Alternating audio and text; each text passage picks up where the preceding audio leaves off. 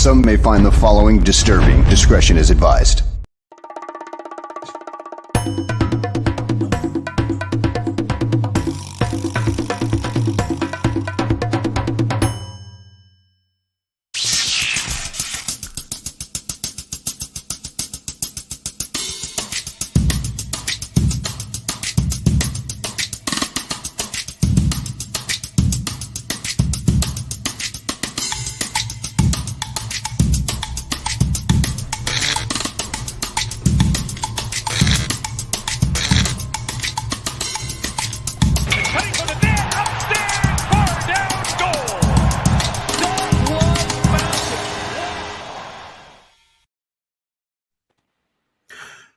What's up and welcome back to Bar Down Talking Hockey, episode number 53, presented by the Barroom Network. It is the home of your completely unlocked and ready to go National Hockey League. My name is Vinny Parisi, and there are only 9 days till the Major League Baseball season is ready, so I am just double the fun. And this right here, this is Joey Parisi, and he's wearing a hat that represents two guys going hunting.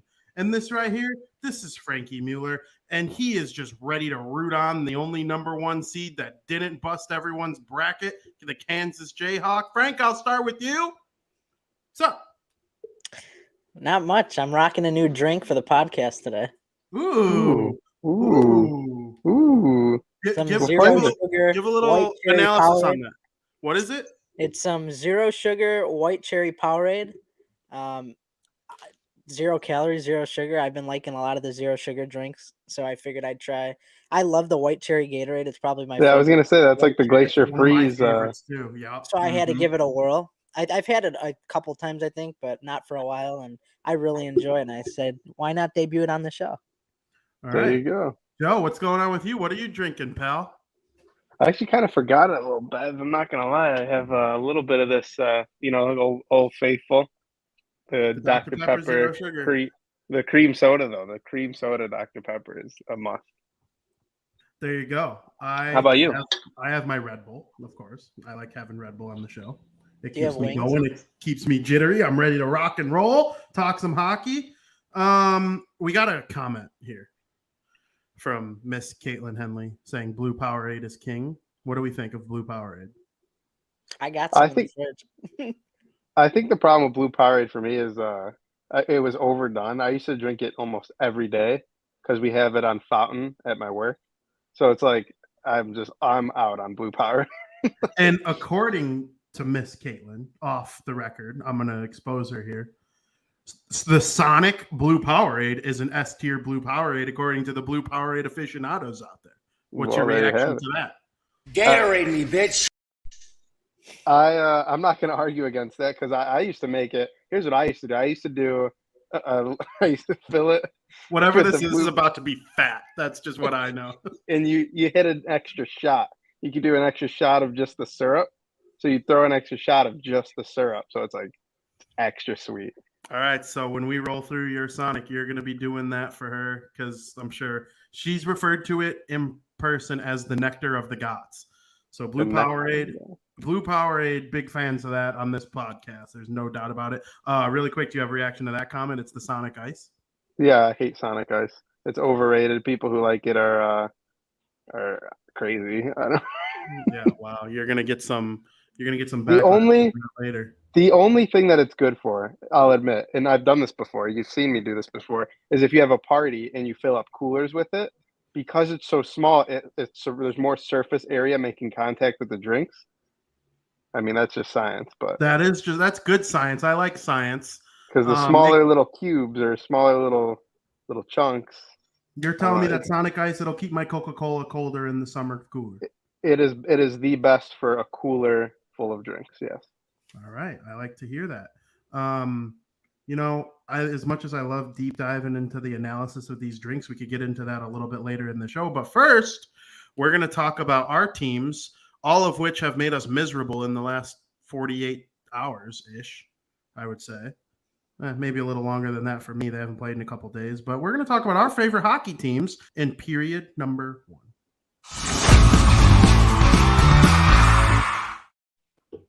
That was one of the rather quicker little intros. We didn't even hit the 5-minute mark, and we're already on Period number 1. Quick warm-ups, huh?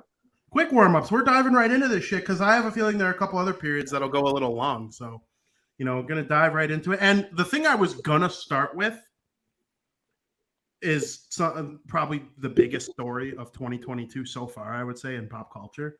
But I wanted to actually really touch on that in period 3 when we're having some fun. So I'm sure you guys know what I'm talking about. It's going to be a slapping good time. But first, I want to talk about our favorite teams. And of course, a popular demographic of our following is from the Chicagoland area. So I think it's only fitting that we talk about the Chicago Blackhawks post-trade deadline Chicago Blackhawks. Frank, let's start with that game against Buffalo. What the hell is going on with this team? It was just a mental collapse. I mean, you go up 4-0 against the Buffalo Sabres. Where on paper, you're supposed to be better than them. They were a heavy favorite going into that game, which I was kind of surprised because both teams got the same record. Yeah. Right around the same record, I should say. Mm-hmm. But you end up blowing a 4-0 lead. It was just a defensive collapse, and a big reason on why I mentioned last week why I'm kind of worried about the Blackhawks goaltending situation going forward. I'm not going to blame the whole game on just goaltending, but it's definitely something to keep in the back of their minds.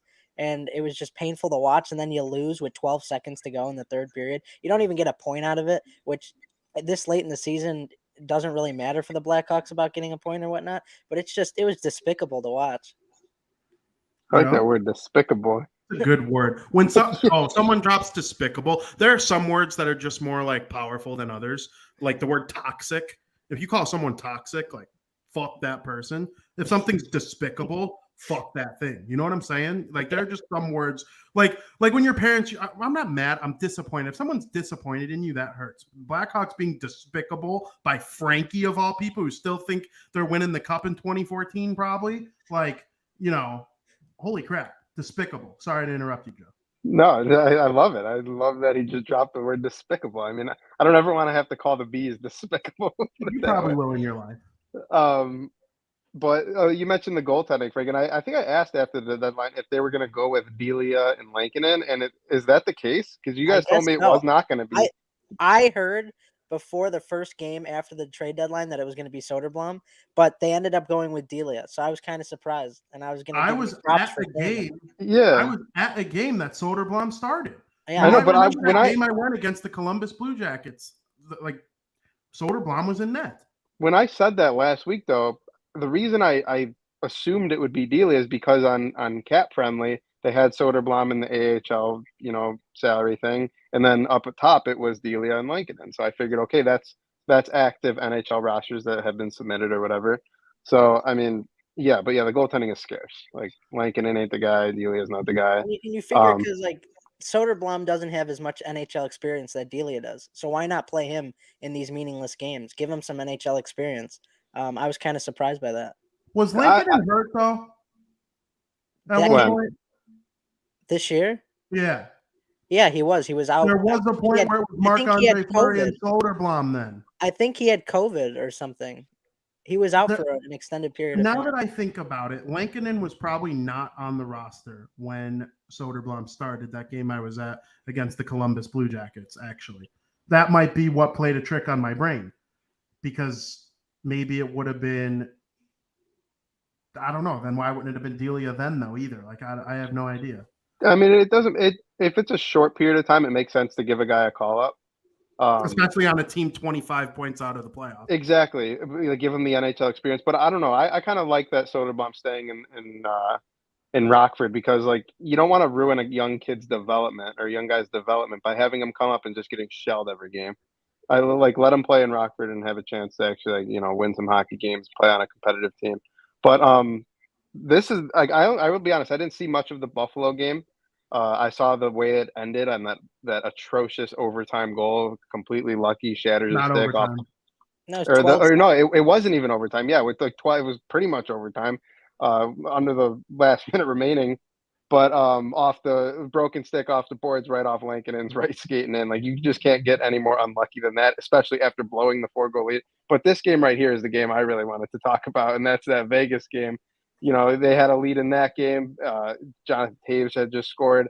And I texted Vinny, or me and Vinny were talking about how like Vegas, I'm kind of out on Vegas. Like I don't think they have a chance to make the playoffs. I really still am kind of sticking to that. I think that Vegas is really in a predicament here, but then they came back and Vegas did Vegas, but I don't know. I agree. It kind of comes down to goaltending. Yeah, they had a couple good games against Anaheim and Los Angeles, but I don't know. It's going to be a tough, long stretch for the Blackhawks. It In was both games, they had a big lead, 3 goals or more, let the other team tie it, retook the lead, then blew that.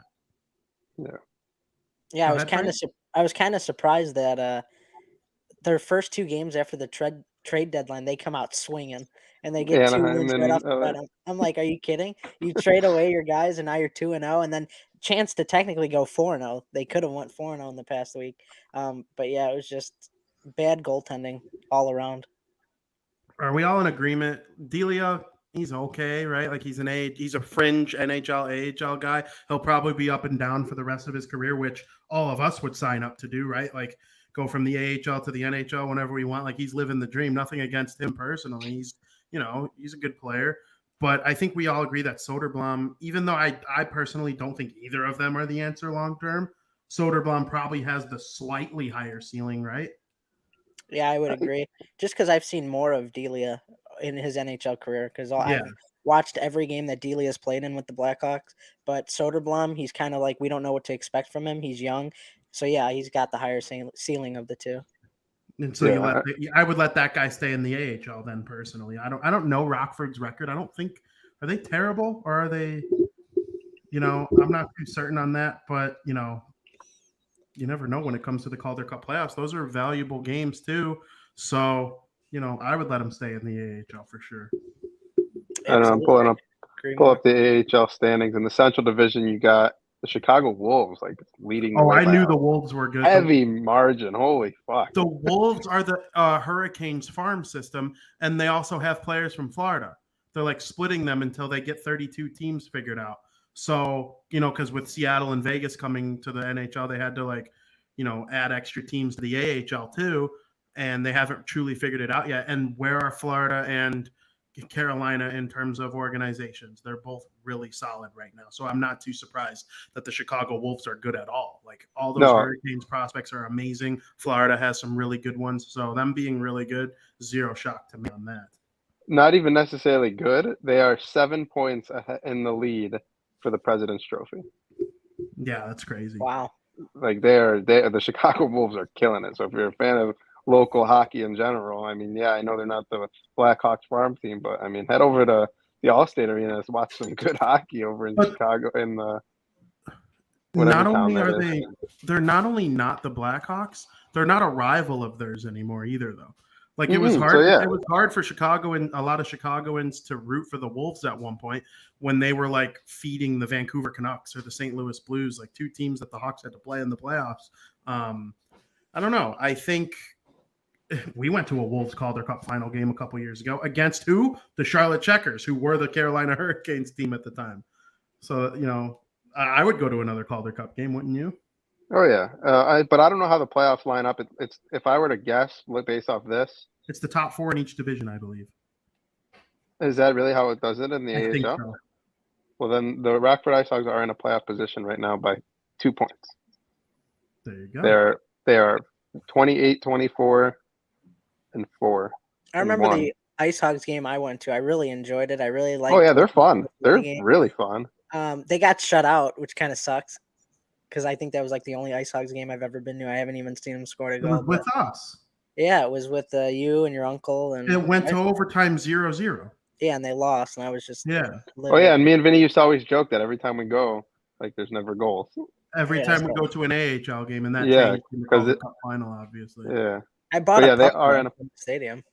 Yeah, we have those Bucks. Yeah, I think the Ice Hogs is a very cool get up. I like everything about them. Their logos. I have a shirt somewhere too. Yeah, so does Vinny. Vinny has a. Go ahead, Vinny Hinestroza. Yeah. Joe, where were the Utica Comets? They got to be up there. I know they're having a sick year, a really. Do you know what division they are? I believe it's the Northeast, but I'm not. Oh yeah, they're the next team up for that President Trophy at 83. The Wolves have 90 points. They are destroying their division, though. I know. The Devils' prospects have been amazing. Alexander Holtz, they had some of these goalies down there. They're awesome. Kevin Ball, Riley Walsh, just some outstanding players down there in the Utica Comets, New Jersey Devils organization. Some of those players will be on the Devils next season. So it'll be interesting to see if they're able to take a leap forward. But I want to get back to the Blackhawks. Seth Jones is probably one of the more intriguing players in the NHL for me. I believe there are 5 or 6 defensemen who are in what I would call S tier. Okay. And I'm talking Cale Makar, Victor Hedman, Charlie McAvoy, Adam Fox. And let me tell you something. Charlie McAvoy, have you looked at his advanced statistics? He's unreal. He's better than Fox. But he doesn't score as many goals. And he probably never will. It's Drew Doughty versus Duncan Keith. Who would you rather have in their prime? It's a toss-up. Some people would say Keith. Some people would say Doughty. They both were number ones on multiple Stanley Cup teams. So, those guys are like the S tier. Then 6 through 20 best defensemen in the NHL could really go in any order in any year. I think Dougie Hamilton's in that mix. Someone you forgot to mention, Roman Josi is a top guy for the Norris right now. He's my vote. He's my winner right now. I can't believe I forgot. He might have 100 points. Yeah, he's having an unreal year. Yeah, he's probably having the best offensive defenseman season in a really long time. So, yeah, he's an S tier too. But 6 through 20-ish, I would say, those guys can be shuffled in any order. And Seth Jones is in that mix, in my opinion. Yeah, he started the year a little rough. So did the whole team. New team, new system, then new coach, new system. A month into it, he's going to start making a lot of money starting next year. People talk about the $9.5 million cap hit. That doesn't actually start till next year. He's still on the last year of his Columbus deal this year. I'm not sure how that contract is going to age, but right now he's awesome. And he's really been one of the bright spots on the Chicago Blackhawks team, Frank. Yeah, I like what I've been seeing from him on offense and on defense. And as a Blackhawks fan, we haven't seen production from a defenseman in this franchise since Keith in 2016-17. Keith was his last season of getting at least right now. Seth Jones has 45 points. The last time Keith got 45 points was in 2016-2017, and the last time Seabrook got points was in 45 plus points was in 2015-16. So we haven't seen a top defenseman in this franchise perform like Seth Jones has in the past 5 or 6 years. So I've loved what I've been seeing from him, and I can't wait to see how the future with the Blackhawks goes with him. Absolutely. Joe, do you have thoughts on Seth Jones? Because there's one little note I wanted to get to on Jones before we move on with the rest of the Blackhawks. Yeah, I mean, if there's any bright spots to look at from this season, it's the first year of Seth Jones with the Blackhawks. Obviously, you got Patrick Kane's having a phenomenal year, regardless of what anyone says. The Brinket's, career year in goals potentially, or has he hit that yet? How many goals does he have? He's 39. He's got 38 goals. So what does he have? 38. 41. Is 41 his career or 40? I think he had 41. Either way, he's looking for a career year in goals. So that's a bright spot. But then you have to lump Seth Jones' year, his first year with the Blackhawks, right in with that. I think it's been, one of the few bright spots of this season. Yes, I love Seth Jones. I think he's amazing.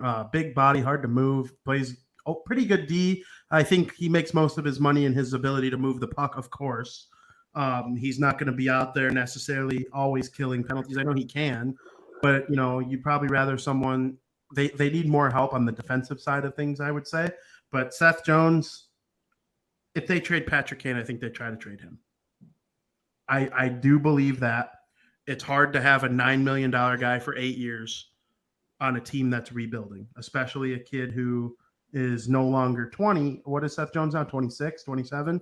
So that contract is going to take him pretty much out of his prime. I wouldn't be surprised if all these guys move after the year. 27. Yeah, so I mean, he's going to be in his late 30s by the time the contract is up, or mid 30s, I guess. It's going to be interesting to see how it all plays out. He's a good player, and he's definitely having a better year this year than his last 2 with the Columbus Blue Jackets. And speaking of people who have had a little not comeback, but a resurgence, I guess you could say, since coming to the Chicago Blackhawks organization, Taylor Radish. He's been outstanding with the Chicago Blackhawks. I was pro trade Hagel. I took a lot of crap for it. The Windy City commenters were not happy with me. I don't really give a crap. because Brandon Hagel's ceiling is this year. What he's doing this year is his ceiling. Some guys, they're just like that. Like, what was Boland's ceiling? What was Frolik's ceiling? A really good third liner. That's what Hagel is. People think that Hagel's the next DeBrincat. I'm sorry. I think Radish's ceiling is higher. He was a high pick in the draft for a reason. He's got more skill than Hagel, and they got an additional 2 first-round picks on top of it. And this Kachuk. I feel like I'm sneezing. Kachuk. God bless you. Joe, what are your thoughts on Taylor Radish? He's besides the fact that he's awesome. I mean, he's been awesome to say the least. Playing in getting power play time. I don't know how much power play time he was getting over in Tampa. Probably none at all. None. Yeah, and so it's obviously paying dividends for him right now. And I don't know much about him other than if he's doing this right now. He's 24 years old. I just looked, and in case you're wondering, he was drafted in the second round, 58th overall in 2016 by the Tampa Bay Lightning. So, it's not uncommon for those, first, but second, even third round guys to, develop into some very skilled and useful NHL players. And hopefully that's what the Hawks are able to get out of him. And so far they're off to the right track. Frank? Yeah, I think Radish meshes very well in this Blackhawks lineup compared to how he fit in Tampa, just because he has more opportunities here. I mean, he's already almost halfway to the amount of points he had with Tampa right now with the Hawks. He has 5 points with the Hawks. He had 12 points with Tampa Bay, but he had 12 points in 53 games. He's almost halfway there in 47 less games with the Blackhawks, just because the Blackhawks are giving him more opportunities. He started on the first line power play in a lot of his games when the Hawks go to the PP. So, I mean, I love what I'm seeing from this kid. I talk high about this kid, and I cannot wait to see what his ceiling is going forward. Literally right after our show ended last week, some notes on words made by Jonathan Taves came out, and he told the Athletic reporter that, I don't have the exact quote in front of me, but it was along the lines of, I'm not so certain about being on a rebuilding team. Early in my career, you never pictured yourself playing for another team in the future. But now that is something that's crossing my mind. Frank, I know you're a big Jonathan Taves guy, but he doesn't sound too optimistic about rebuilding like this team is going to do. And that could provide a rather toxic, thing inside of a clubhouse if a guy's not fully invested in what his team is doing. So I got to ask you, would you rather see your guy end his career happily somewhere else or bitching and moaning on a team that you like? I don't know. I'm kind of a selfish when it comes to that. Just because I love him so much. He's my favorite NHL player of all time. So yeah. It would break my heart for him to leave the organization. So, of course, I'm going to say I want him to stay with the Blackhawks. When I heard his comments at first, I kind of took it a different way than people were taking. I don't know if that's because I was being biased and I want him to stay.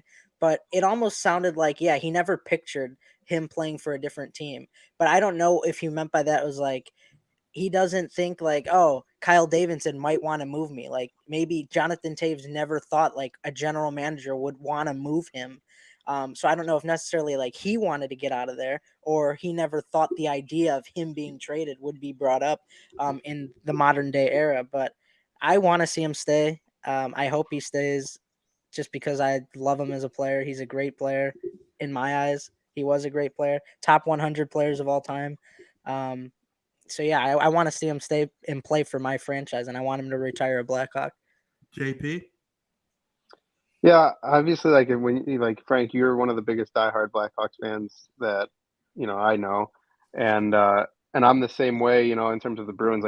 It sucks to see those guys go, but I think it only makes sense that he goes and, finishes out his career somewhere else. And try obviously make that chase for one last Stanley Cup. I know he's got 3 already, but you never have too many when it comes to that. I mean, look at Flyers fans saying bye to Giroux. I had to say bye to Zdeno Chara. You never know what the future holds for Patrice Bergeron. Vin, you said bye to many of your favorite Devils. Patrick Elliott was retired there, but even probably saying bye to Travis Zajac, guys like that were tough. Martin Brodeur, you saw him play in a St. Louis Blues jersey. So just things like that. It happens around the league. It happens with great players. So just something you got to be ready for. It's part of the business. It's very rare that guys just play their whole career with one team. Mhm. One of the few, like Ken Danico, played his whole career with the Devils, but he retired in 03, so I was, what, 5? I'm one thing I'm very happy about is I didn't have to watch the Bruins because don't get me wrong, I loved Tim Thomas, loved him. He's what got me into being a Bruins fan, and I watched him play in Florida. I watched him play a few games in Dallas. It was weird, but it wasn't like. I'm so happy I didn't have to watch the Boston Bruins play against Tuukka Rask in my life. Yeah, that's nice. I feel the same way about like Paul Konerko. Paul Konerko never played against the Mhm. White Sox late in his career, which was nice. Frank Thomas did, but I think Frank Thomas was better, but Paul Konerko was more. What's the word? He's more of a fan favorite. I don't know. They won with Paul as one of the best players. So I understand that from a Taves point of view, they won with him as one of the best players. I do believe the Hawks could move Taves if they retained portion of his contract.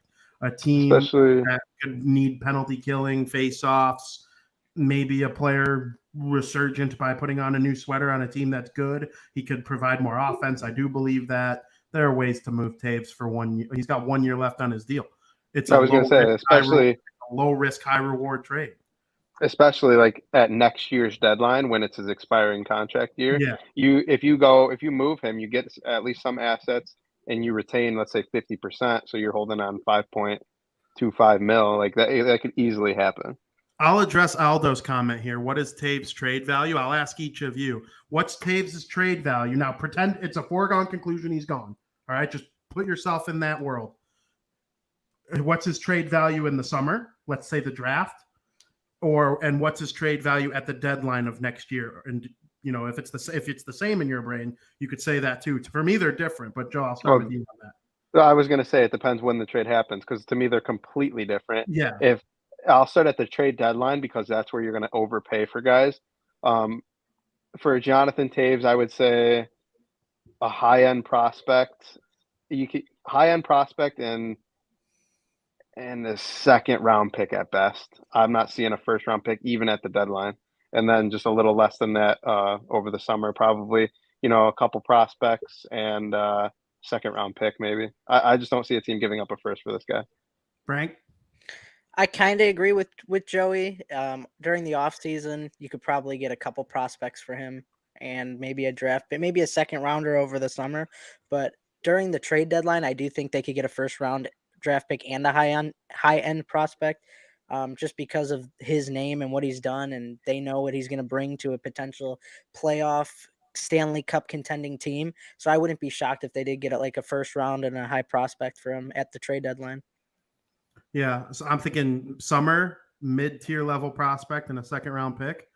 It's a 40-point max guy with a year left on his deal with recent health issues, to say the least. He hasn't had the best attitude at any point this season. He always seems angry so far this season, and it's not the typical Captain Serious stuff that we're used to either. He just kind of seems like he just seems a little like run down. Like I just hope he comes into next season regardless of what sweater he's wearing. Obviously, it'd be nice to see him wearing a Blackhawks sweater as somebody from Chicago, but if he's angry and bitter, like, if it will revive his career playing with somewhere else, I'd rather see that.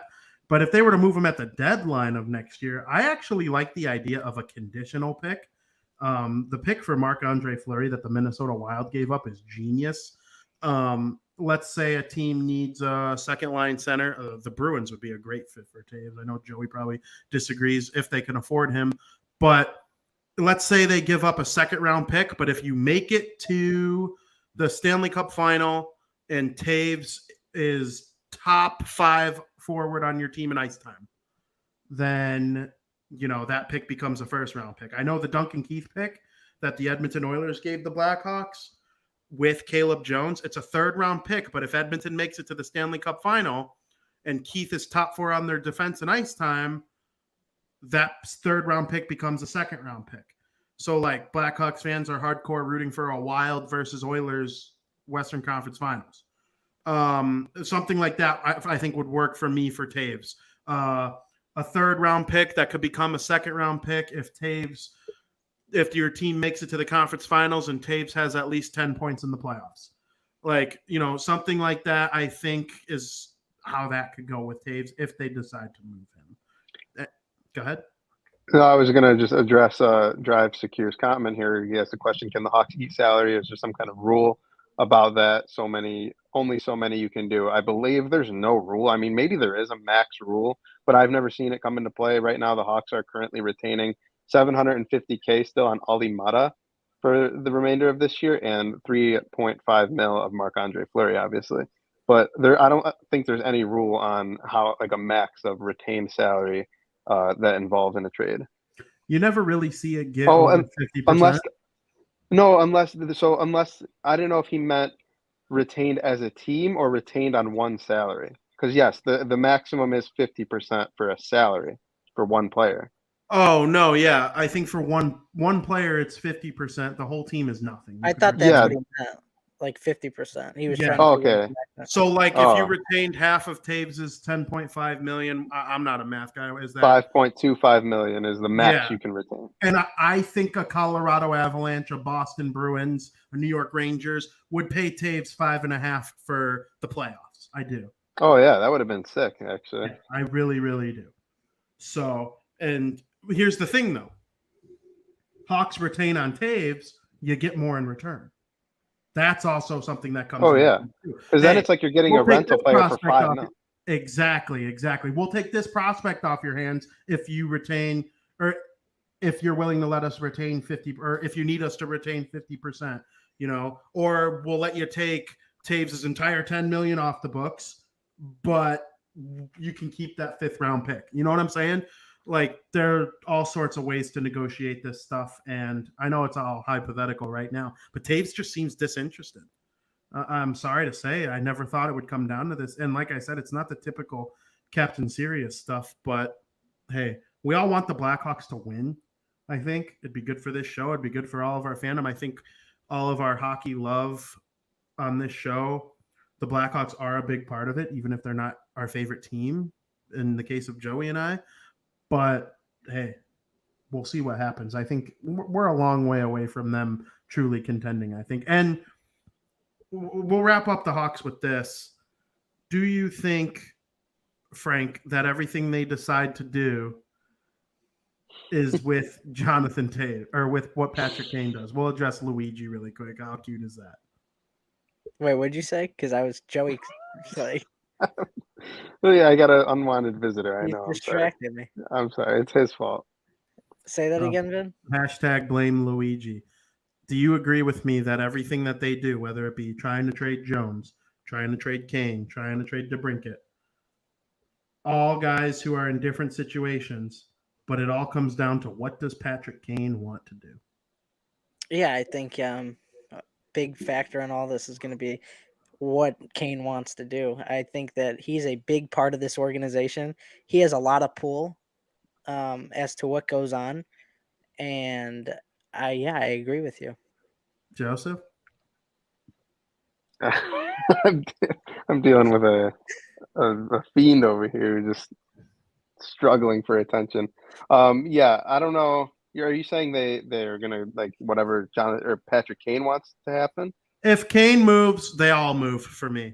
If he signs a 5-year extension, then I think they'll try and keep Jones, keep DeBrincat. That's my opinion. No, I think if they move, I don't think Jones is being moved at all. I don't think under any circumstances Jones is being moved. They signed him into this massive contract for a long term to fit him into the plan of eventually being good, whether it's in the middle of this contract, whether they get it done earlier than planned and it's in the next couple of years, or if it's at the end of his contract, who knows? I think Seth Jones is going to be a Chicago Blackhawk for a very long time. I think that there's ways that Patrick Kane has a very good chance to stay because of how productive he still is. So I don't know if I agree with what you just said. I think they can easily extend Patrick Kane. I think he's worth a $7 million deal still. And I think that could happen, and you could still see, a full-on kind of like rebuild. So I don't know. Do you not think they should bottom out? I don't know. I mean, Kane and Jones, you're not bottoming out. I'm sorry to tell you. They'll always be 4th, 5th, 6th worst in the league instead of worst in the league and have a chance at Bedard or Mitchkov, everybody should hope they don't win the lottery this year. That's just my opinion, because then they lose that pick next year, and Bedard is just bleh. But that's just my opinion. I don't know. Honestly, I could see both sides. It's a great conversation to be had. I don't know. I don't like middling at all. I think they're Like worse when the than Devils middling were right middling, now. it pissed me off beyond belief. But I also I understand giving Elias and Brodeur their proper goodbye. But once Parisi and Kovalchuk were gone, they were always 10th in the conference, 11th in the conference, 12th in the conference. I'd rather be 15th or in the playoffs. Yeah, I mean, yeah, and it is going to make it hard with the Brinket scoring 40 goals and Kane scoring 80 points. It's Or tough. Marc-Andre Fleury having a 910 save percentage. Well, they don't have to worry about. Maybe that's all they needed to get rid of. Because I do think their goaltending is going to be even worse now. Fleury stole them games. I think if they had a Delia Lankinen get up from the beginning of the season, they would be in dead last. Dead with last. Kane. One of the Coyotes are cracking. I think it's very possible. Fleury was really good in a lot of games. There you go. That wraps up our Blackhawks portion of the first period. I'm sure we'll touch on them more in the show. But for right now, I want to hear Joey talk about what happened last night between the Boston Bruins and the Toronto Maple Leafs. I have no idea what you're talking about. I didn't watch a single hockey game last night. Frank? Oh, well, you know what? We'll show you anyway. Regardless of whether honestly, we're talking about or not, last night the Toronto Maple Leafs and the Boston Bruins played a game at the TD Garden in downtown Boston, and it actually turned out to be a pretty close game towards the end, but it was Toronto Maple Leafs were victorious 6-4 over the Boston Bruins. Joe. Yeah, it was not the way you wanted it to go. Toronto scores, they get that early goal. And then the Bruins get one back on the power play, which, okay, that's going to be one of those games. Already got 2 goals. There's David Pastrnak, who just always scores against the Toronto Maple Leafs. He's got 14 goals in 19 career games going into that. I sent you that picture, Vin, or I sent you that stat. Because Spaghetti Man just loves playing against the Leafs. But, I mean, the Leafs, their offense came to play, and there's really not much more. The Bruins defense looked, they were giving them too many chances. There were a lot of dumb penalties, a lot of, the emotions getting the best of them. One guy who really got engaged emotionally, Taylor Hall. I don't know if you saw him, he just got fined $5,000 for his little sucker punch to the other guy. Honestly, the Leafs are just so soft. I don't get it. Brad Marchand got a 10-minute misconduct at the end of the second period for I was giving it to the official. Luckily, that's the only thing that happened out of that. Jeremy Swayman just didn't look himself. I think it was a career high for him. He didn't even come out to start the third, which is I like that move. Allmark actually played really well in that third period, and the Bruins, offense kind of found it. So just from the beginning, it just wasn't the way you wanted things to go. The Bruins defense wasn't there, and yeah, very disappointing game. But it's one of those ones that you watch the press conference with Bruce Cassidy today. It's one of those things where you just literally forget about it, and that's kind of what I've been doing. I already forgot the game happened. I'm looking at tomorrow against the New Jersey Devils. Are you ever going to respect the Leafs for what they are? I will when they win the cup, or at least have a successful playoff run. Even if it's not winning the cup, but a competitive, successful playoff run. Yeah, no, I don't even think they're that good of a team. Frank, Bruins, Leafs. Joe, I feel bad because if this game was in Toronto, the Bruins would have won, right? I always tell you how Toronto stinks at home, but they seem to play better on the road. I don't know what it is. Why do you think that is? I don't know. Because at least fans are stupid. I don't understand why the Leafs always choke at home, not just this year, not just last year. I've been keeping track of it for many years now. Trust me. Because I hear about it from other people that I know. Not you guys, but I'm saying and the Bruins are they're a good home team. So honestly, if let's say this does happen, this is a first round matchup, which is very possible that it can be. If this is a first round matchup, that's what I want. I don't want the Bruins to play anyone else but Toronto in the first round. And something else that we should take note from that Toronto and Boston game, Joe, I know me and you've talked about after the first and second line, if the third and fourth lines can't produce, are the Leafs that good? Do they have that depth that they're looking for to contend? Is that why they're always failing in the playoffs? But I think they Toronto, do. all 6 of Toronto's goals were scored by a different player. So Yeah, it's like last night was an impressive game, but I mean, are you going to be able to win every game that you give up 4 goals in a it's game where true you're too. outplaying the opponent? The Bruins Well, got outplayed a lot in that game, and they still scored 4 goals. that's something that I was going to address with you in a second here, though. But first, I want to address one other thing first. This is the best Maple Leafs team in the Austin Matthews era. Are you smart enough to think that? Whether they lose in the first round or not, this is the best team in the Austin Matthews era. Maybe. Can you think of a better Leafs team? I mean, come on. Yeah, I would say the one of Probably the. best Leafs team in your life. I don't know. The one of those What Leafs team would beat them? I think the 2000. I think it was 2018 or 2019. The one that lost in 7 to Boston in the first round. One of the back-to-back losing in 7 games with the one with Kadri, I believe. Yeah, I don't know. That's just my opinion. This Leafs team, Austin Matthews is having a better year than McDavid by a lot. McDavid might have a couple more secondary assists because he's McDavid and he's faster. But Austin Matthews deserves to win the Hart Trophy. And he only has like 10 more goals.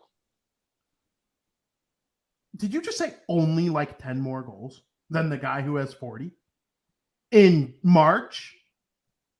I mean, dude, how long does it take to score 10 goals for an elite player? A month? It could be done in like 3 games. If you have 3 hat tricks. I can't, Joey. it just seems like Toronto just always has it. They just can't do anything though. We're not like they're a great regular season team. Yeah, no doubt. Frank, I agree with bad everything stigma you said against them. Well, that's what I was going to get to next. They were winning 6-1. And the Bruins really made it feel like they had a chance to tie it yesterday. If it was a 4-period game, the Bruins would have won. I agree with you. I agree with you. But, fun fact about hockey, it's not a 4-period game. So, but they just seem like it always creeps in your head. Like, are they going to leave? Are they going to blow this 6-1? When Taylor Hall scored with 9 minutes left or whatever the hell it was, I was like, are you kidding? Is this really going to happen? I mean, I watched the third period and I was like, this is really going to happen. And it didn't. But, I mean, it was another thing, and this is going to sound so like Bostonian. Like, I hear this from Boston fans all the time. But, like, if you watched the game from beginning to end, there's no way you can disagree with me. It was a very poorly officiated game from both sides. All officiating in every sport has been garbage in the last 5 years, baseball and football included. They blew, like, this is a huge game. Both teams, they had identical records going into it. The Bruins 41-19-5, the Leafs 41-19-5. Like, you can't write that shit. First meeting in a long time for these two teams, and they have identical records. A meeting in Boston, like, it was a great game. It was supposed to be a great game, a lot on the line here. And, like, there were just some calls in this game that were atrocious, despicable to say the least. You don't think Hall deserved a $5,000 fine? No, I actually don't. I don't know what that was about. Like, the guy went down like a sack of potatoes. I honestly, like, it was flabbergasted. He went down like a sack of potatoes. There's no doubt about it. But, I mean, you can't sucker punch people. I mean, did you see the hit? Did you see the hit that, like, wasn't called? There was a hit. That hit wasn't called. There was a hit or a penalty on McAvoy or who was it? Was it McAvoy got a boarding penalty or no, Pasta? No, Pasta got the boarding penalty, and they sent McAvoy off and made it 4-on-4 when McAvoy did nothing wrong on that one play. That's right. But then Pasta got the 2-minute boarding penalty when, like, you watch the replay, it is just clearly not a board. Then the no goal, I was like, if they don't award this goal to Taylor Hall, I don't understand what they were reviewing. Like, what were they? What was the washout signal in the first place? Why would they wave that off and make Boston risk the coach's challenge? Yeah, they got it right in the long term, but they made him risk that coach's challenge. Where, okay, you're trying to come back. It's possible. You need 2 goals in the next 2.5 minutes, 3 minutes. I've seen it be done. If you get that wrong, then you're going on the power play in the game, or the Leafs go on the power play and the game's over.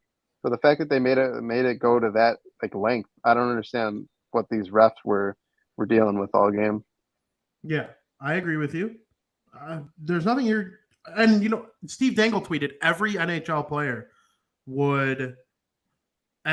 NHL player would trade $5,000 and a 2-minute minor for getting a player that had an ugly hit on them out of the game for good. Yeah, Because that's what happened. Lyubushkin left the game, didn't return. So maybe he yeah, wasn't. and I hope he's all right. Like I don't obviously want someone to get hurt on a selfish play like that from Taylor Hall, but I mean it's ridiculous. If you have to take matters into your own hands, take matters into your own hands. 100%. So Frank, I gotta ask you. You give me your honest answer. Not going to hurt anyone's feelings. Should Joey be worried about Lil Jizzy and the New Jersey Devils tomorrow night? No, I don't think so. I think with the game being in Boston, Joe said how they're such a good home team. The Bruins are just having a great year. They've actually beat the Devils 4 out of the last 5 times they've played the Devils in that series. So I don't know. I think the Bruins are going to have a fairly easy win tomorrow. I agree, Frank. The Bruins are also like yeah, the Devils are playing, some good hockey, probably, the best stretch they've had all season. Vin, what did you say? Yeah, oh yeah. I mean, Jack Hughes, we have a question about him later in the show, but he is one of the best players in the NHL now. Yeah. Anybody who denies it just isn't paying attention. He's a top 20 NHL player now. But the Bruins are playing that's why, Bruce said today, it's kind of just like hopefully it's just a one-off kind of thing. Giving up 6 goals is an off night for Jeremy Swayman, first time he's ever gotten yanked, I believe.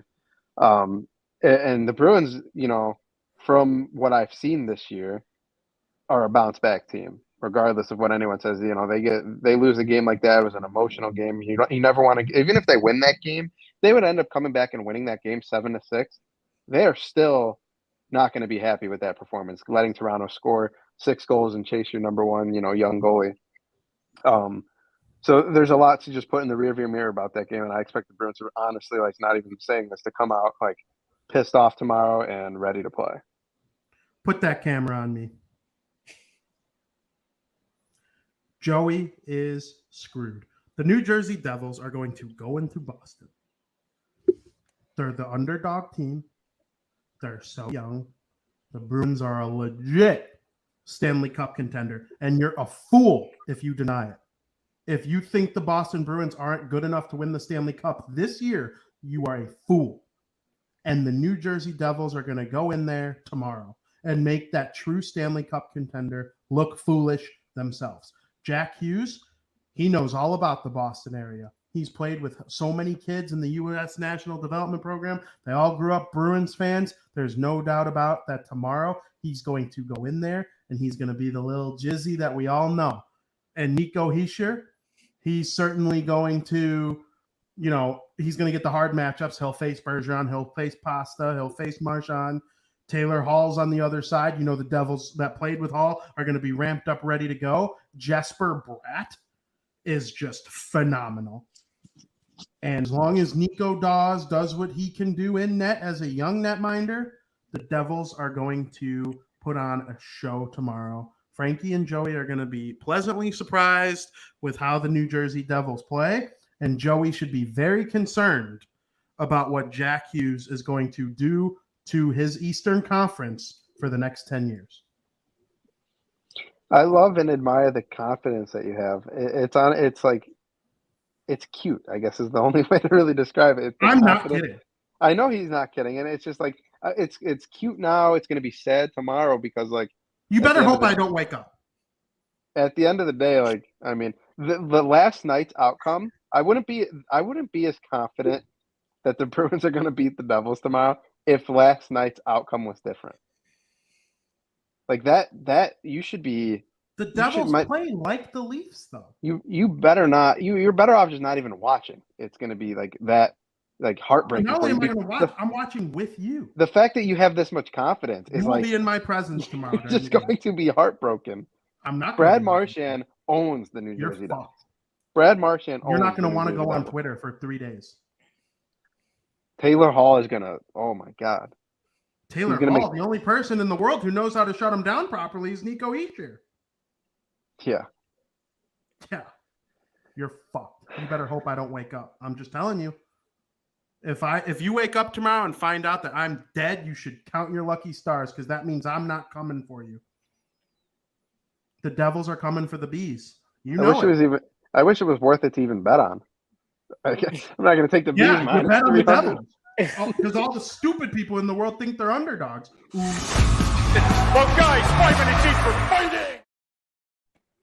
I know we're not at the breaking bet segment yet, but I got to check the line on the bees tomorrow. I mean, Are we in the minus 300s, Frank? You think the minus 300s? They might be. They might be. The Devils. At home, not only are the line out, the line might not be out though. Not only are the Devils going to smoke the Bruins tomorrow, they're going to be better than most teams in the Eastern Conference in short order. Dougie Hamilton against his old team. I mean, you're in trouble.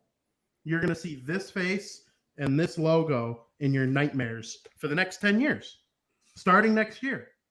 Alexander Holtz is coming for that ass. Not only are you going to have one Hughes brother to cry over, you're going to have two. There's two Hughes coming for you, JP. There's two Hughes. Let's hope I don't see Nico Dawes in my sleep. You're going to see Nico Dawes in your sleep. Nico Dawes. Beat teams that smoke the Bruins. You know, the Devils lost 3-2 to the Leafs because they gave up 2 shorthanded goals. The Bruins have a better chance to score against the Devils shorthanded. I don't know where he gets his glue, Frank, but it is honestly remarkable how if we were to go back and play the footage from 3 shows ago, he'd be I hate the Devils. The New Jersey Devils, they suck. I don't even want to talk about them. Then all Jack of a sudden, Hughes is on pace for 45 goals. Then all of a sudden, Jack Hughes starts, really playing well. The Bruins are so used. Wow. Yeah. Yeah. Well, he's playing well. Did I lie? Amazing. Okay. And what so Bruins are playing amazing? No, I know they are, but we're used to that though. Okay, we're used to that. The Bruins, they're going to go to sleep. They're going to, the Devils are coming to town. We're going to take a little nap. Right. If you think for one instant that the Bruins are going to bed and they're going to wake up tomorrow like, oh, we got the Devils, we're going to win this game. That is not the case. They are fucking angry. They just got beat in their own building by their fucking rivals, the Toronto Maple Leafs. Like the Devils, it's just they don't stand a chance. You're going fucking so down tomorrow, and it's a dirty, rotten shame that Frankie decided to take your side. This is his chance. Take my side. It's fucking common sense. It's not common sense. This is Frankie's chance. This is Frankie's chance to look like a smart guy ahead of the curve. The Devils be a trendsetter, not a trend follower. They barely beat the Montreal Canadiens. They almost fucking blew that game. The Leafs lost to the Montreal Canadiens. The Leafs stink. The Montreal Canadiens have played good under St. Louis. The Leafs stink. The Leafs don't stink. They killed the Bruins 6-4. Oh, for the love of salmon sandwiches.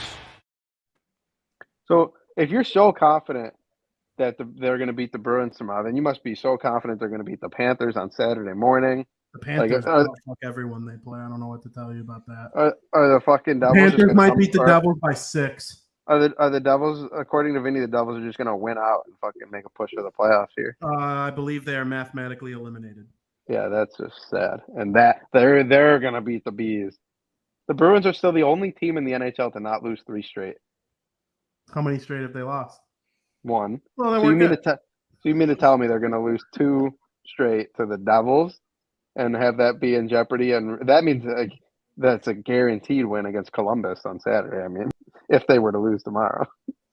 Are you confident enough to say that if the Devils beat the Bruins tomorrow, you will wear a Devils jersey on this show next Wednesday? Yeah, I will make a $100 bet with you. I'll decked out in Devil stuff. I'm very confident.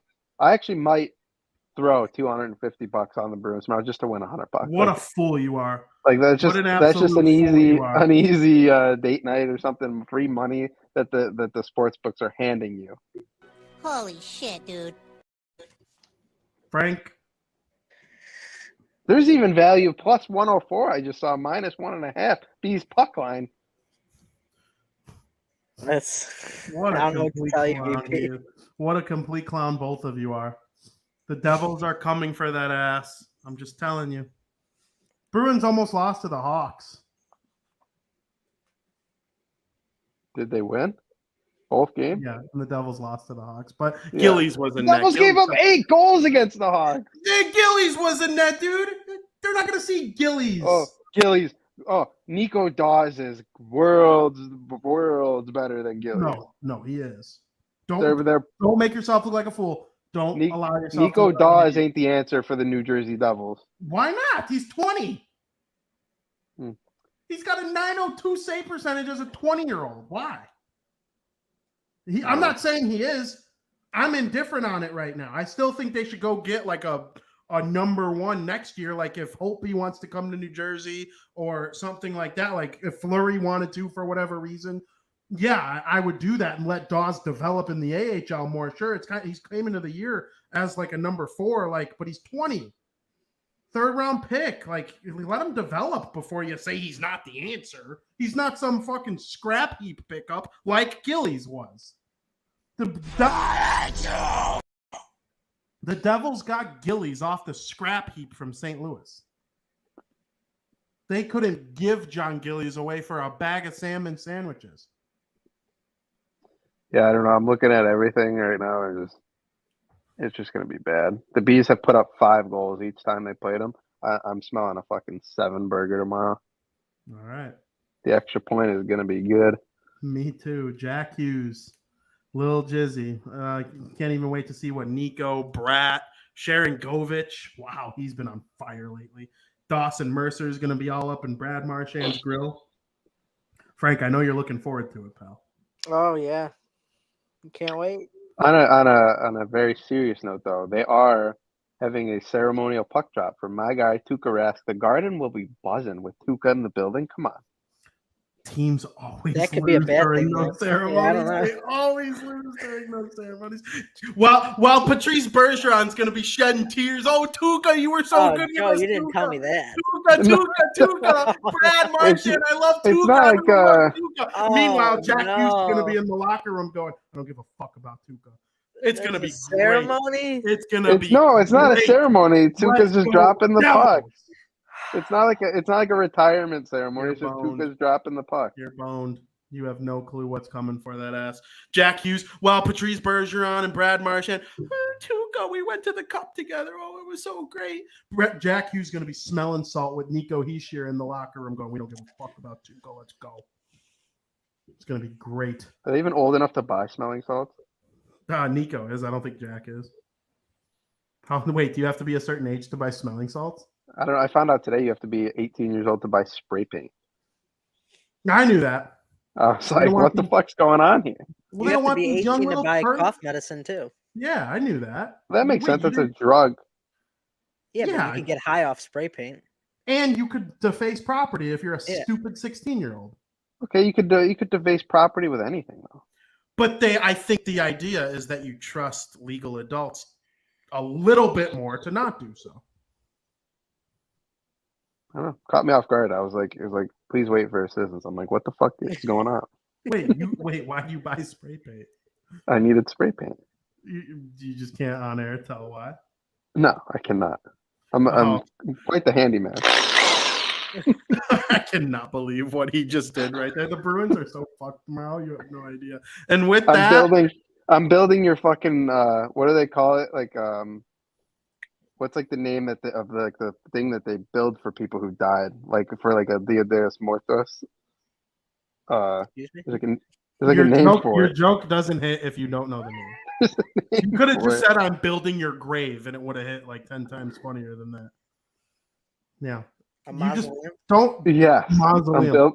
I'm building your fucking that word. Well, the Barroom Network knows that Joey better not open Twitter tomorrow because it's going to be a nightmare for him. It's going to be an absolute nightmare for him.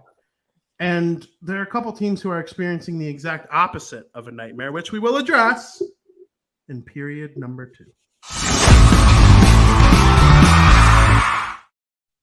Welcome to period number 2.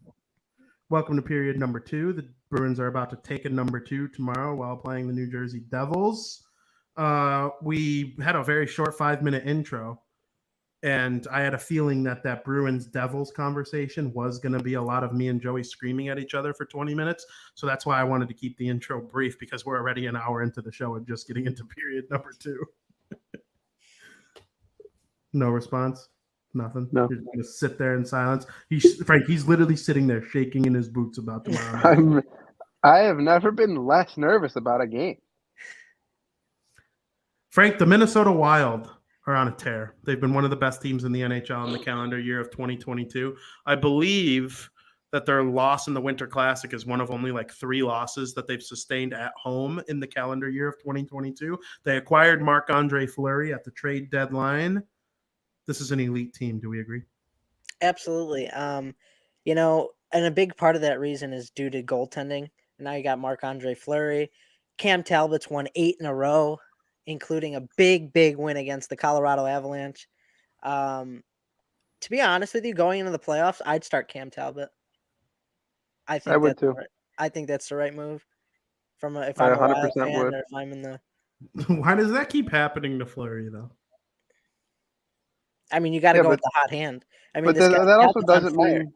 Yeah, that also doesn't mean we would not see. Exactly. We wouldn't not see Fleury at all.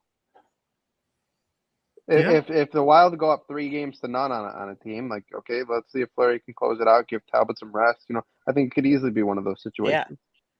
But going into the playoffs, you got to start Talbot. You have to. Frank, you want them to start Fleury though. Yeah, I know. I'm saying if I was a Wild fan though.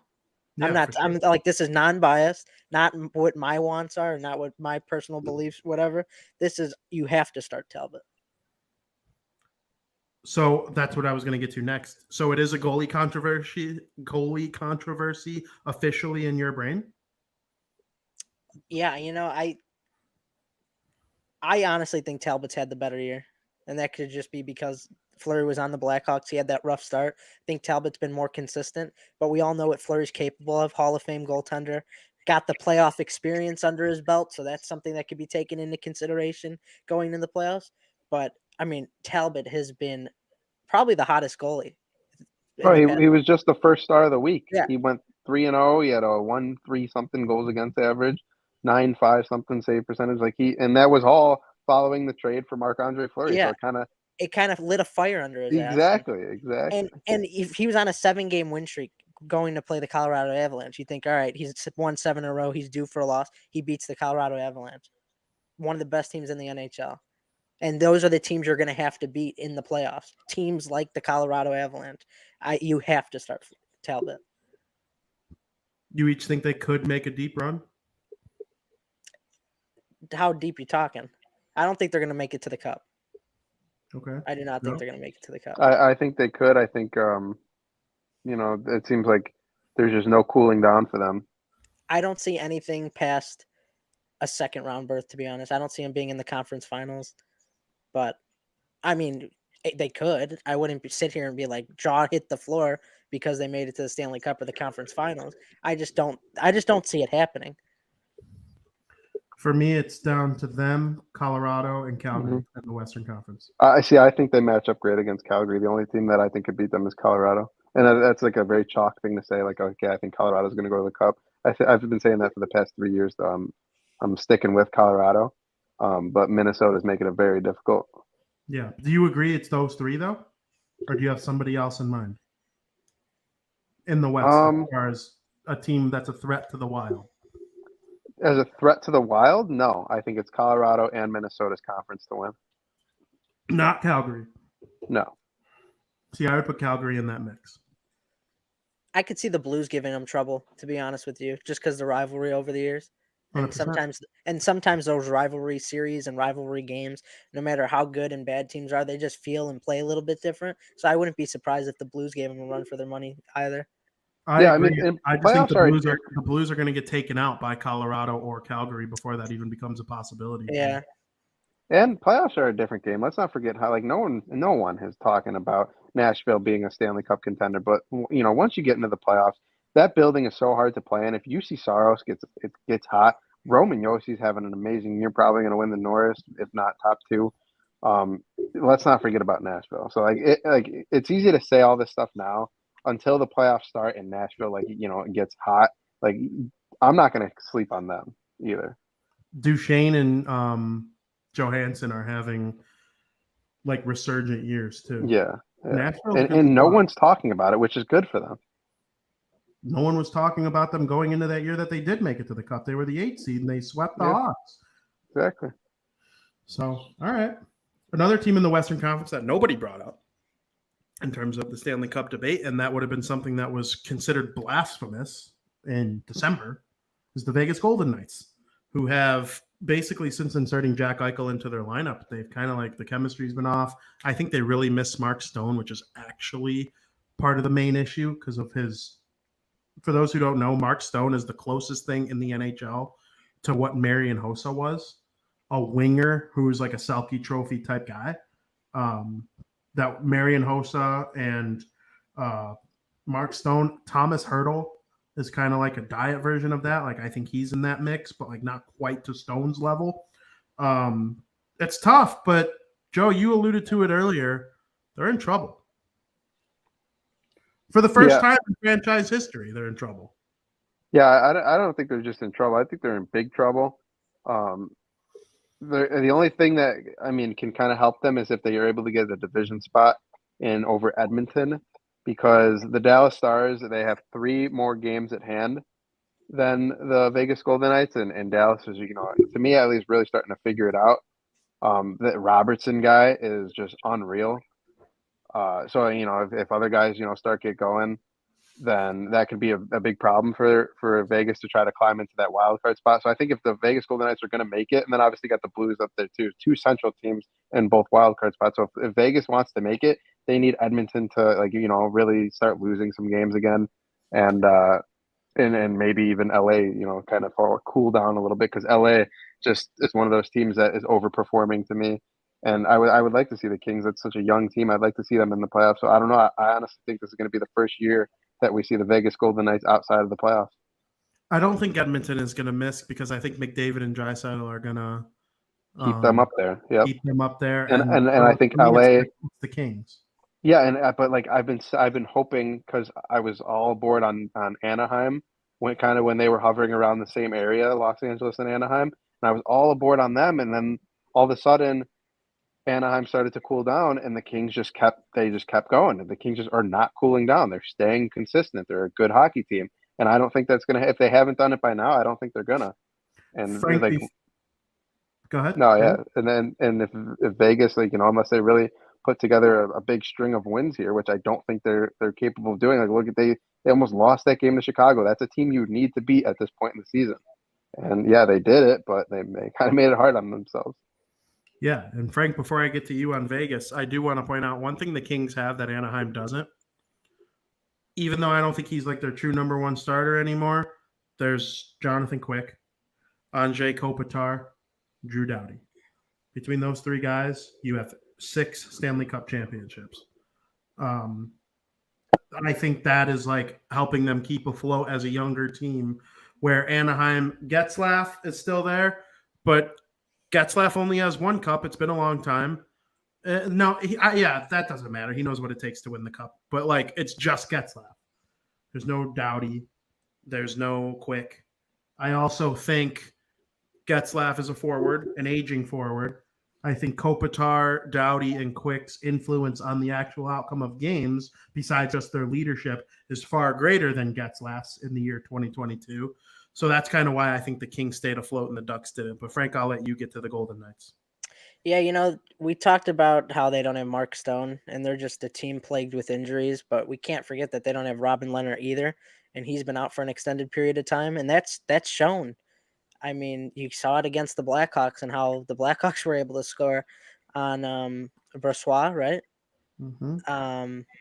So I just think their season would have come a little bit differently if they didn't have as many injuries. I hate to say this, but I do think they're going to miss the playoffs for the first time in franchise history, just because every team that they're chasing, they have like 3 more games played than them, besides the Oilers, which they still don't have a game in hand on. I think the Oilers have like 1 game in hand on them or whatnot.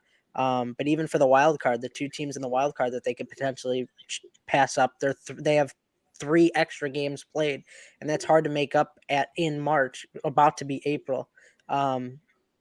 But yeah, they're a heavy Vegas odd favorite to miss the playoffs too. No pun intended. But it's crazy. 14 games left for Vegas, and they have 3 extra games played Yeah. than those Blues and Stars. There you go. Frank, what Metro team are you most confident in when it comes to the playoffs? Not regular season. We know what 4 Metro teams are going to the playoffs from the regular season. It's Carolina, New York Rangers, Pittsburgh, and Washington. But of those 4, who are you most confident in the playoffs?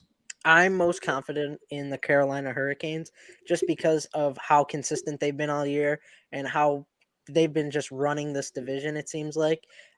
And the reason I say that going into the playoffs because, well, first of all, me personally, I think the Metro is a fairly weak division besides the Rangers and the Penguins. I'm not even going to count the Capitals in this conversation.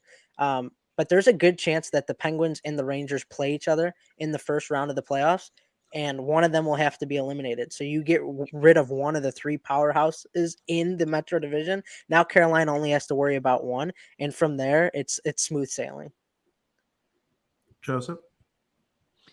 Vinny is gonna. I think we're all gonna have different answers here. I honestly think that Frank, you went with the Carolina Hurricanes, who I think on paper might be the best team, all around, or at least well-rounded team.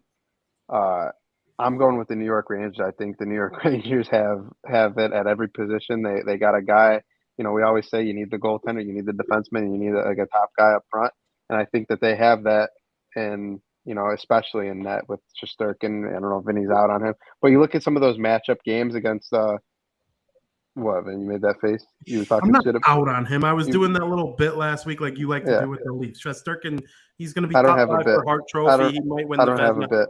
He did have a 5-game streak where he had like a 5-point whatever goals against average over those 5 games, but he has since calmed down and gotten better. The Devils broke his ass up. I don't have a bit with the Leafs. They stink. You look at obviously one of those matchups that you're Then going to have stupid. to you're going to have to look at. Dumb. You're going to have to look at those matchups. Frank, you mentioned that they'll probably end up paying Pittsburgh. I agree with that, and I think that the Rangers kind of have Pittsburgh's number. You saw it last night. They beat them last week. Even they won like 5-1, and then they shut out Carolina a couple weeks ago 2-0. And so I mean the New York Rangers just to me are that team in the Metro. So and Vin, go ahead. I think you're going to say the Pittsburgh Penguins. I'm torn between the Pittsburgh Penguins and the Carolina Hurricanes. I do think the Pittsburgh Penguins will absolutely destroy the New York Rangers in the first round of the postseason. When we do our little bracket, I'm going to pick Penguins to sweep them. That's a joke. I think that's crazy. Sidney Crosby, Evgeny Malkin, Christopher Letang, Tristan Jarry. What a core! I mean, even if you exclude Jarry, not because of any performance, but track record. Has there been a core in the last 30 years better than Sidney Crosby, Evgeny Malkin, and Christopher Letang? One would argue Doughty, Quick, and Kopitar, or Taves, Kane, and Keith. But those 3 are better in the regular season. If you have the Cups, then yeah, it's those 3 cores. But the regular season, too, added on top of the playoffs, it's Crosby, Malkin, and Letang. I mean, that core is just truly something special that we will every hockey fan will remember that core for the rest of our lives. I have enjoyed being alive at the same time as those guys. I do think they will just absolutely destroy the New York Rangers, but I'm with Frankie. The Carolina Hurricanes are not only right there for the best teams in the Metro, they're right there for the best teams in the NHL. Vinny, who do you think is the best team in the NHL? I personally think it's the Florida Panthers, but it is not far off from the Colorado Avalanche, the Calgary Flames, and the Carolina Hurricanes. I'm sorry. And it's just that their path will be a little bit easier, I think, too. Their path is a little bit easier. I think they'll dummy Washington. Even though, here's the thing about Washington, though. Washington is like Nashville. Everything Joey said about Nashville applies to Washington. John Carlson will be top 5 in Norris. Alexander Ovechkin still scores 50 goals a season at 34 years old, and he's going to break Gretzky's record in 2025. Yeah, the only difference I think UC Saros is worlds better than both Vitek Vanacek and Samsonov. Worlds better. But I also think Washington's forward group is wildly deeper than Nashville's. I mean, TJ Oshie hasn't been that impactful this year because of injury. I actually think Nashville's deeper. It's just the top half of Washington's roster is worlds better than the top half like of Hall of Fame worthy almost. Yeah. Like TJ Oshie's not going to go to the Hall of Fame, but he's just short. Yeah, Backstrom, obviously Backstrom, Ovi, Kuznetsov, and Oshie, and even John Carlson or Tom Wilson. And this Connor McMichael kid. Yeah, unreal. Those guys are, but the depth on Nashville could. I agree, and they have better defense in Nashville too. So, but what I'm saying, both cores have experience that can help propel them, but Carolina might just be too much. A talent might outweigh experience in this one. I'm sticking with Carolina. Sebastian Aho is truly one of the great players in the NHL now. Svechnikov might be their best player. Nobody talks about it. He's definitely the most gifted with his hands. Teuvo Teravainen is a very, very good player. I mean, their defense is awesome. Big extension. And a big extension at the deadline for Kakoniemi. Kakoniemi just spitting in Montreal's face. They might be the most well-coached team in the playoffs. I think if I were to make a Mount Rushmore of NHL coaches active, I might I would put Mike Sullivan of the Pittsburgh Penguins 1. I would put Bruce Cassidy on that list. And I think Rob Brind'Amour, absolutely, the Carolina Hurricanes head coach. I would put him 1. Over Mike. Oh, see, I've always been a Mike Sullivan guy, though. Mike Sullivan took some very injured and Crosby, Malkin, plus other guys, Penguins teams into the playoffs last year and the year before. Now Pittsburgh is a lot more than Crosby and Malkin. But the last couple of years, it was just those two, and I give Mike Sullivan a lot of that credit. But John Cooper as well. Yes, John Cooper would probably be the 4th. And then none of them are going to win the Coach of the Year, though. These are all younger guys. There's still some old coaches in the league, like Gerard Gallant. I'm drawing a blank on his name. Bruce Boudreau, yeah. Okay. I think there's still room in the NHL for those old guys. There is room in the NHL for those old guys, and there's a reason their teams respond well to them. Gallant gets fired halfway through the year in the 3rd year of every team he goes to. Randomly. What? No, you're right. He's probably the best coach. Every single team he goes to, they're always in first place, and he randomly gets fired with no speculation whatsoever. It happens in Carolina, the best coach Florida, and Vegas. He's probably the best coach to float around that I've ever seen. Yes, absolutely. It's almost like in year 3 of every team he goes to, he probably gets in a blow-up match with the general manager and just fucking gets shit canned that day because they disagree on what to have for lunch or something. I'm being dead serious. This is a conspiracy theory that I'm working on. They're always in first place. You remember frickin' Vegas? They fired his ass halfway through the season when they were a legit cup contender, and Todd McClellan's ass moseyed on in there. And the Florida team, he left Florida when they were in a decent spot. Exactly. That was probably to hire Joel, but I mean. But Joel didn't come till the summer. We didn't know the Hawks were fired. Joel didn't come till after the next season. Whatever he's doing right now. Joel. Yeah, whatever he's doing right now, though, in New York, you're not going to deny it's working. That New York Rangers team is very good. The Rangers are going to suck in 2 years. I don't think so. I'm telling you. Dude, all of their top players. Lafreniere is starting to score. Lafreniere is starting to score. Yes. He's starting to score. If he develops, he might be a slow-moving developed turtle, but if he gets there, watch out, dude. Like Jack Hughes and Nico Hischier? Watch out. Like every first overall pick besides McDavid and Matthews. People forget McDavid and Matthews ruined people's perceptions of first overall picks. Because since those two jabronis came into the NHL, everybody expects every first overall pick to be sick. Patrick Kane sucked. No, Patrick Kane won the Calder Trophy, but he sucked compared to McDavid and Matthews. Nathan McKinnon was pretty good his rookie year. He had 53 points. That's pretty good. He won the Calder. Won the Calder. Hischier had 52. Yeah. And people, but because he followed Matthews' 40-goal campaign, he was a bust. He had one less point than McKinnon in his rookie year. Yeah. And now look at him. It's hard to measure defensemen in a similar way, but Dahlin had an okay rookie year, but Aaron Ekblad seemed to be one of those guys who just was sick right away. Yeah, but then he slowed down for a minute.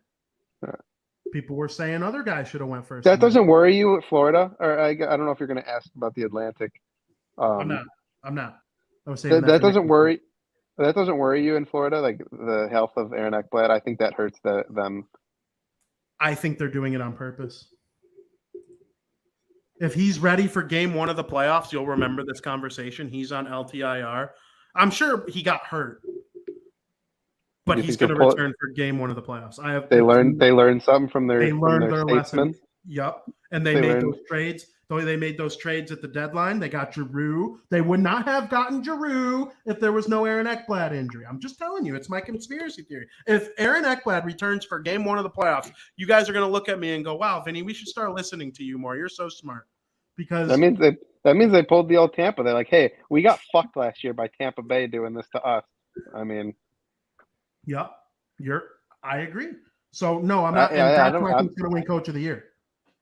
Not on my Mount Rushmore of active coaches, but I think Andrew Brunette is the Coach of the Year in the NHL this year. He took over for Joel after Joel was forced to be, I don't know if he got technically fired or resigned with the whole Kyle Beach thing with the Chicago Blackhawks, but Andrew Brunette, Coach of the Year for me.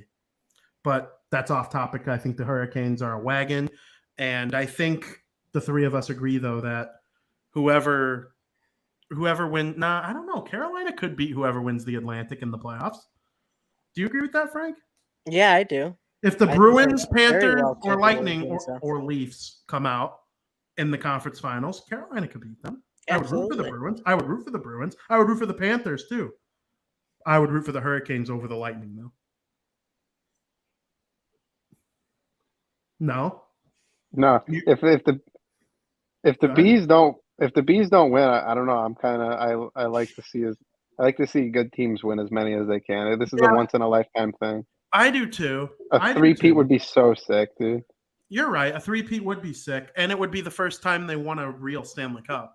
Yeah, it's another thing. I'm just kidding. Anybody who thinks that they're 2 cups, everybody had the same rules as them. No, but that's like also just a way to say fuck you. Hey, look, what we could do it here too. It will. Yes, it will. There are people out there who have an asterisk on both of their cups. If they win it this year and you still say that dumb shit, you're an idiot. Yeah. And what about Pat Maroon? Like, it would be 4 straight. And I said, and he won it in St. Louis. Then he signs a 1-year deal in Tampa. Then he signs a 2-year extension in Tampa. So I remember when he signed that 2-year extension or whatever the extension was, I said, "Oh, that means the streak's going, because there's no way Tampa's going to win fucking 2 in a row." Sure as shit they won, and he's still on the team now. If he wins again, it's like just maybe that's the answer. Yeah. Maybe it's not the answer. You know why? Maybe you just need to sign Pat Maroon. You know the last team to have Pat Maroon on their roster in the postseason? Yeah. The team that I'm shaking in my boots about. Well, you should be shaking in your boots. They're going to come to the fucking TD Garden tomorrow and fuck your ass up. I'm just telling you. You can listen to me or you can not. It's your prerogative. Would you keep Martin St. Louis as the head coach if you were in charge of the Montreal Canadiens? The Les Bleus, Blancs et Rouges. I'll just go ahead and I'll say an indefinite yes. I think he's a perfect fit for that team. Whatever conversation he had when he joined that organization with Cole Caulfield is crucial to the development of that kid, because Cole Caulfield has been nothing short of remarkable since Martin St. Louis has taken over. And that's the guy you need to, really develop into the player that you want him to. And I just think it's been a perfect fit for Martin St. Louis and the Montreal Canadiens. What do Martin St. Louis, Cole Caulfield, and us three have in common? Was Cole? I mean, I don't know for sure, but was Cole Caulfield drafted to the NHL? Well, we weren't. Yeah, he was in the first round. Oh, he was. Okay. He was Jack Hughes' liney with the U.S. National Development. Oh, okay. Program. See, I mean, instantly you want to say everyone compares Marty St. Louis to an undrafted player, but I mean, are you going to say like a smaller guy, like a below average? They're all short kings. Yeah. Just like I'm pretty sure I'm St. Louis' height, and he looks short in the NHL. But Cole Caulfield is just like not like like he is just so skilled, like with his hands, and Yeah, it doesn't and necessarily take it doesn't necessarily take that to be an amazing player in the NHL today. Like Austin Matthews, he's not over here like dangling around. Like he can do that stuff. Don't get me wrong, he can, but he doesn't necessarily razzle dazzle you on the ice. He just fucking scores goals. Cole Caulfield, like you see some of the shit he does in practice and even in games. I see a similar way in Jack Hughes. Jack Hughes is a phenomenal stick handler. Cole Caulfield is the same way. Like some of the stuff I've seen videos of him doing in practice. He was just doing some shootout moves the other day. It's just eye candy to a hockey fan. Frank, St. Louis. Yeah, you'd have to keep them. I mean, they've been playing miles better than what they were before St. Louis came into the organization, and he came into the organization when the team's at a low, and they don't have the best players right now, and they're not performing the way they should. So none of that should be put on St. Louis' back at all. I think let him develop with the Montreal Canadiens, let him coach a little bit, and he has a chance to turn the franchise around. Frank, do you believe the Montreal Canadiens will be a bubble team at worst in 2022-23? I do not. I think it's going to take a couple more years at least. Let them develop, get in a St. Louis system a little bit, and I don't think that they're just going to go from rock bottom to a bubble team in the Joe? span of 1 year. They did go from the Stanley Cup final to rock bottom. Well, that's easier to do, but it's harder to go from rock bottom. You're right. You're right. Joseph? I don't know about necessarily a bubble team. I think it's going to take a little bit more of we'll call it a transition of power in the NHL, because like right now it seems like those top dogs in the Atlantic aren't going anywhere for the next few years. Florida is going to be good for a while. I mean, Tampa, Toronto, Boston, and then I think Detroit, it might be a few steps ahead of them in terms of their development. So you look at their division, I don't know, bubble team maybe, bottom bubble team at best. I don't think next year's necessarily the year. I think Detroit and maybe even Buffalo kind of are a step ahead of them in terms of their development in the division. But in a transition of power era where you see some new teams kind of run away with the division, maybe. Is there a story in the NHL over the last week or that you're looking forward to this upcoming weekend that you are most excited for or to talk about, or something you want to bring knowledge to the viewing audience? Joe, or no, Frank, we'll start with you. This was kind of cool. I just realized this like before the podcast started. The Vegas Golden Knights play the Seattle Kraken twice this week, today and Friday. The two most recent expansion teams got like a little mini series going on. So I think that'll be fun to watch. I always thought that was kind of cool, having the two most recent expansion teams playing each other. And we'll be watching a lot of Blackhawks hockey this week. We got 3 games. So Joseph? Could be detrimental, Frank, for the Vegas Golden Knights making the playoffs. Like if you can't beat both of these games against Seattle, like that's not necessarily good. Like these are 4 points you need, and if you want to make the playoffs. But I don't know if you guys saw the NHL and whatever actually like kind of runs this thing has decided that the World Cup of Hockey is coming back in 2024, and it will be without Team North America and Team Europe. Which I personally, like, if we're going to give our opinions on that, I love it. I love that there's no Team North America, and I love that there's no Team Europe. Let the country, it was sick. Don't get me wrong. It was awesome to see the young stars, but it took away from that country on country rivalry. Like you had Team Canada going up against Team USA, and yeah, it was sick. Brad Marchand, Sidney Crosby, and Patrice Bergeron were running away with the tournament. But you have that going up against the USA, but then you have another team where it's made up of both Americans and Canadians, and it just didn't make sense. It took away from the Canadian versus USA rivalry. So I'm happy that they're doing away with the Team North America and also Team Europe. Like if you're not good, if you're a European country and you don't have a talented enough roster to field an NHL team, then that sucks for you. I mean, let's not combine all the European best players, because that team was actually pretty good. It was a perfectly built team, and they made it all the way to the finals where they lost to Canada. So I'm super excited for the World Cup of Hockey. I think it's going to be awesome. Very excited that it's returning, and I'm very happy that it's not going to include the mixed country teams. I love Team North America. Yeah, it was cool. I have a shirt. I loved that team with my whole heart. So I'm sad they're gone. They tweeted the other day, like their Twitter account has been dead since 2017. And then a tweet randomly popped up from Team North America saying, when you realize this was the last goal ever scored in Team North America history, it made me want to cry. And Joey's nonsense that he spewed about Team Canada or Team Europe being a good team, they were a Cinderella team. They had the longest odds in Vegas of They winning. did. They were a Cinderella. They were a the team final against built. Canada. They were a team built of like A all. bunch of like, old guys.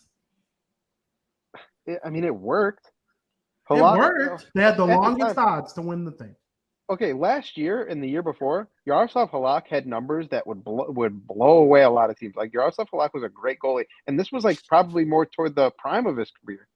Yaroslav Halak. So if you get a phenomenal goalie, like the team was good, like on paper. Like yeah, they weren't my pick to make it to the finals, but it was a good team.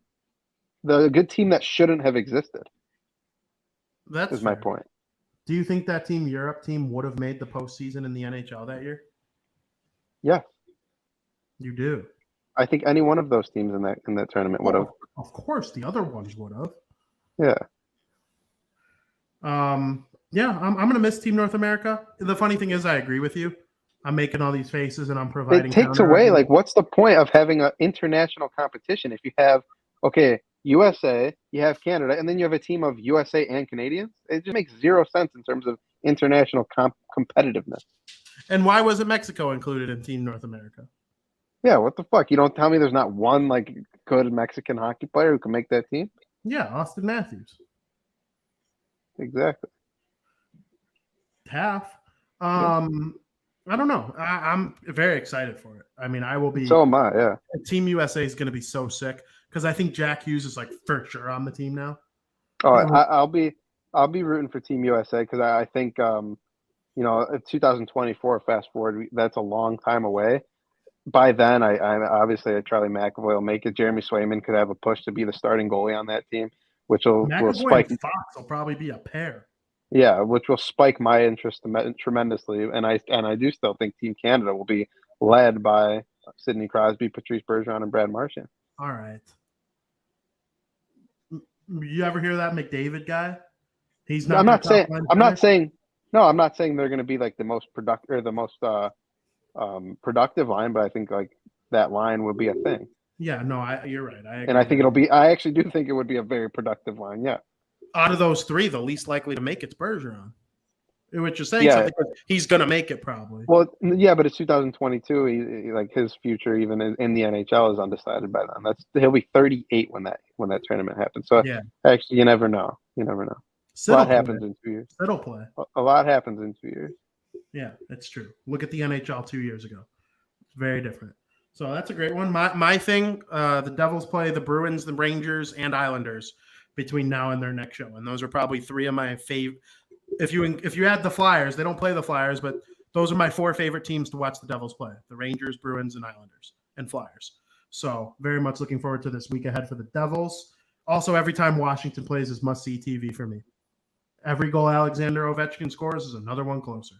And you know how I've been on that train for a couple of years now, Joe. Me and you and our Uncle Fred wrote it out on a piece of paper all those years ago, that one time we were having dinner there. And he's about 50 goals short of where I thought he was going to be because of the pandemic. So it's taking a little longer, but 34 years old, 170-something goals to go. I'm cheering on every single one. So that's my story of the week. I want to ask you really quick before we get into the fun period. Is there anything non-sports related, any kind of sports, including ones that are predetermined, because we'll talk about those later? Is there any non-sports related thing you're looking forward to watching this week or weekend before our next show? There's a few things for me. Lay it on me. You don't want me to mention what you were hinting at not to mention? No, because we'll touch on that. Don't worry. Okay. But what about if there's something like that goes in turn with it that's not really, I don't know if you're going to mention it. No, you can do that. Because Friday's a big day for me. Mm-hmm. The Undertaker gets inducted into the Hall of Fame. So that's separate from... So I'm looking really forward to that. Somebody that I've looked up to my whole life, and somebody probably one of my favorite entertainers and athletes of all time. I cannot wait to see him engraved into the Hall of Fame. And we always talk about people building statues and stuff. He will get a statue in the WWE. And there are not many people with Your statues. house. He will have a statue built for him, guaranteed. Absolutely. And I cannot wait for that. Joe, you'll be excited to hear this. I started Clone Wars, like grinding it. Ooh, I've been grinding it like oh hardcore. yeah. We're coming. How we're you almost liking done it? with- we're- Did you we're watch almost the done with- movie to start? Yeah, Okay, good. I watched the movie a while ago, and then I Okay, fell off with the show. But now we've been grinding. I think we watched like 7 episodes in 2 days. Hell yeah. It's such We're an easy more than watch, halfway just through to the watch. first season. I'm really starting to like it now with Kit Fisto and everything that's going on, and Heck yeah. So it's like you might get confused because it's like there's gonna be some arcs. Like an arc is like it could be like a 3-episode segment of just like one storyline.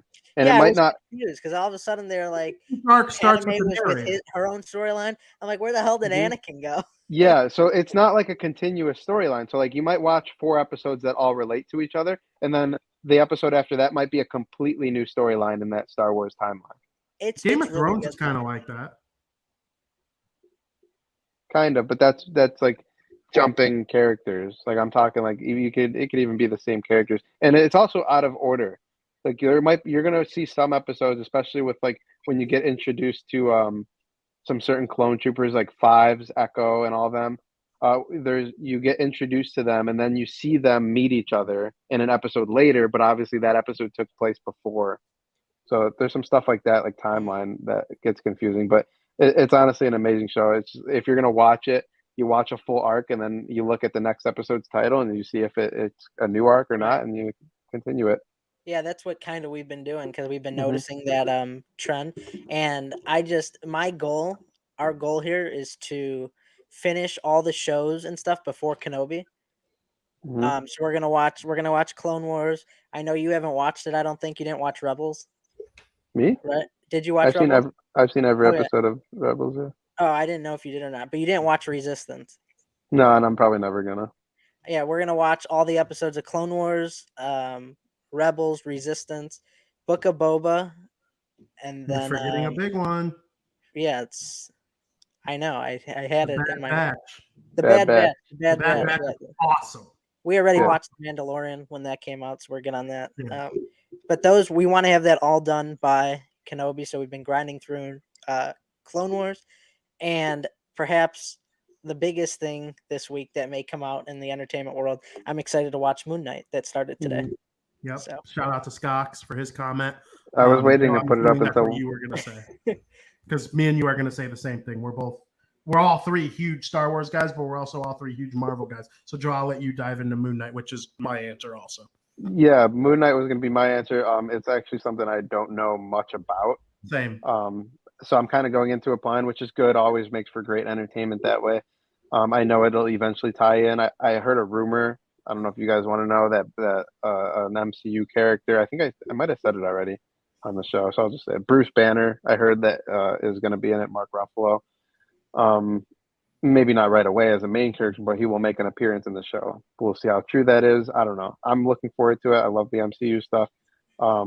Another thing that I'm happy Frankie didn't mention that I kind of plan on seeing in theaters before our next show. It comes out on Friday, April 1st. It got pushed back. It's probably not going to be that great in terms of like what the critics say, but I'm actually looking forward to it because, there's Spider-Man is involved. It's in a Marvel universe. It's not necessarily in the Marvel Cinematic Universe, but anything can happen nowadays, and that's Morbius. I think I'm looking forward to seeing Morbius. It comes out on Friday, so I'm going to try to make time to go see that and see where that goes because I believe it's in the Venom universe. But Tobey Maguire's in it apparently in a cameo. I don't know. So looking forward to that. Absolutely. Good stuff. Good to get down and nerdy on this show. You guys want to play a game? Sure. We will play said game in period number 3. Welcome to period 3 where we're gonna play a game. Let's play the game. We normally call it shot or no shot. But we're gonna call it, we're gonna theme it hockey this week. We're gonna call it goal or no goal. And the fun part about this week's edition of Goal or No Goal is I'm not just limiting it to hockey. We're a hockey show. That's the theme. It's called Bar Down, Talking Hockey. Like, you get the whole shtick. But we like all sports too. And I don't get to talk about all sports with you guys as much as I do some other people. So we're going to talk about all sports here. That's such a liar. The two I talk about all these sports with the most. I don't even know why that came out of my mouth. What a dumb thing for me to say. But we're talking all sports here on this game. So I'm just going to flip over to my little notes on this game here. And we're going to play. A couple weeks ago, about a month ago, the greatest football player of all time, Tom Brady, announced his retirement from the National Football League via Instagram after wild speculation through the media. Then about 18 days later, something like that, he announced he's unretiring. Pulled a Brett Favre. The only difference is he's coming back to the same team that had his rights. There was no need for a trade or anything like that. Tom Brady will return to the Tampa Bay Buccaneers in his 22nd NFL season. Joseph, I'll start with you since it has to do with Tom Brady. Did Tom Brady, the GOAT, keep the Tampa Bay Buccaneers from a 2022 season of irrelevancy? Goal or no goal? Goal. Big time goal. Are you kidding? We both said the Bucs are going to be bad without Tom Brady. And, but now they got him. They got stuff to work around. Yeah, 100%. They're back to, making a push to win the division. So, yeah, big goal for me. Frank? Yeah, without Tom Brady, the Bucs would have been trash. They probably wouldn't even made the playoffs, and he's saving them from exactly that. Absolutely. Joe, do you agree with this comment in the chat that suggests that Walter Payton was a better football player than Tom Brady? No, I don't. Sorry, Arthur. Joe or Frank? Probably not. Just because Tom Brady, the quarterback, runs the offense, and being so successful as Tom Brady was, and the quarterback that he is, I don't know. I mean, you're kind of talking about apples and oranges in a way. And being the greatest quarterback of all time makes you the greatest football player of all. No, I don't know about that, but oh, what were you gonna say? No, I just think being such a smart quarterback, and the ability to win as much as Tom Brady should make him the greatest football player of all time. Yeah, I don't even think Walter Payton's second. I'm a Bears fan. I love sweetness. He's the greatest Bear of all time. He's on the Chicago sports male Mount Rushmore. There's no doubt about Walter Payton's greatness. I just don't think a running back's influence is anywhere near the same as multiple other positions. I wouldn't put him second on the NFL's all-time greatest list. I think I agree with Skylar. He's one of the most dynamic players of all time. Run, block, pass, catch. Shit, I'd trust him to throw me a touchdown pass if I needed. He did not have a touchdown in the Super Bowl. They thought it'd be better for William Refrigerator Perry to run the ball, and the one time they were on the 1 yard line. I think Lawrence Taylor is the second greatest all-time football player. I would put Joe Montana third and Peyton Manning fourth. That's just my personal opinion. But Tom Brady's the GOAT for me, and I agree, he will keep the Tampa Bay Buccaneers from irrelevancy. I think they have a great roster. And when I say irrelevant, I don't mean like nobody cares. Everybody cares about every NFL team. There's no bad market in the NFL. Even I wouldn't have cared about that. But you're different. Me and Frankie would care. If Tampa Bay's good, regardless of who their quarterback is, and they're playing the Saints on Monday Night Football, me and Frankie are getting together, eating some chicken wings, watching it. There's no doubt. I'm not talking in terms of like what people care or not. They don't have a quarterback without Tom Brady. I don't even know who is going to play quarterback for them. That's why I think they probably would have came in second or third because they have a pretty good roster. Their defense is good, but I don't think they would have been better than like the Saints. I mean, it's not the greatest division right now. The Panthers kind of trash, but like the Falcons, I guess. I mean, I don't know, but we'll see what happens over there. But I think Tom Brady does keep the Tampa Bay Buccaneers out of irrelevancy for the year of 2022. Back to hockey. We touched on this before. I told you I was going to talk about it more later. Jack Hughes is on an absolute tear so far this National Hockey League season. He's well over point per game. And I think I saw a stat of 20-year-olds to have like a 1.07 point per game in a season. It's McDavid times 2, Crosby times 2, Stamkos times 2, Gretzky, and Jagr. Is Jack Hughes a superstar? Frank, I'll start with you. Yeah, I mean, he's definitely, or should I say goal? He's definitely got all the capabilities and on ice ability to become that superstar. He's certainly proving it right now. I mean, he's so young in his career that it's hard to tell, but I would say, yeah, just how much of an impact he's making and how great he's been for the Devils. I'd say, yeah, he's a superstar. Absolutely. Joseph? I would say big goal 100%. And, no pun intended, but there's going to be a lot of goals his way in the future, whether he's passing the Starting puck, tomorrow. shooting it, everything but tomorrow. But yeah, big goal for me. I think he's right up there. Big superstar in the league, going to be a 100+ point guy in his career multiple times. Absolutely. And I want to address Aldo's comment in the chat. I actually completely agree with what he said about Walter Payton. There was a time where running backs were more valuable than quarterbacks. It was evident in the 80s when the Bears were on their run. Jim McMahon, one of the worst quarterbacks to ever win the Super Bowl, maybe. I mean, not worse, but like he wasn't a superstar by any means. Nobody has him in their top 50 quarterbacks of all time. So, I agree with that comment a lot. So, in a way, Frankie's right. It's apples to oranges. It's like yelling at a cloud. In my life, I haven't seen a person impact a sport more than Tom Brady impacted football. So that's why I think he's the greatest of all time. Even though Michael Jordan's right there with him as well, I think those two are in the S tier conversation. My answer to the Jack Hughes question is yes. Not only do I think he's a top 20 NHL player, I think he has a chance to this time next year be considered amongst McDavid, Draisaitl, McKinnon, Ovechkin, Panarin, all those top guys amongst the best players in the NHL. I truly believe that. He has the skills. He can shoot. He can pass. And he's also a takeaway superstar. Few players in the NHL have reminded me of Pavel Datsyuk more than Jack Hughes in the last, couple years. Patrick Kane a little bit, but the thievery isn't quite what Datsyuk was. In terms of hands, sure. But Jack Hughes' thievery rivals Datsyuk, and I'm excited to see him play for my favorite team for the next decade.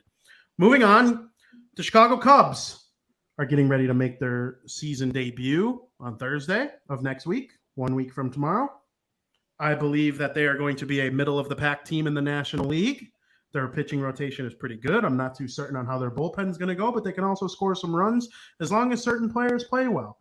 One guy who's an interesting player on their roster right now is Wilson Contreras.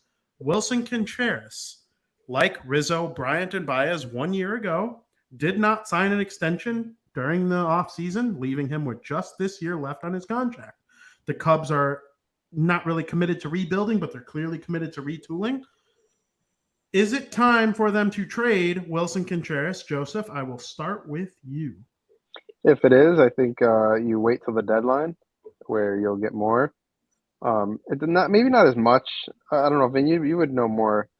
It's not as much in baseball as it is in like hockey where teams will overpay. Would you say?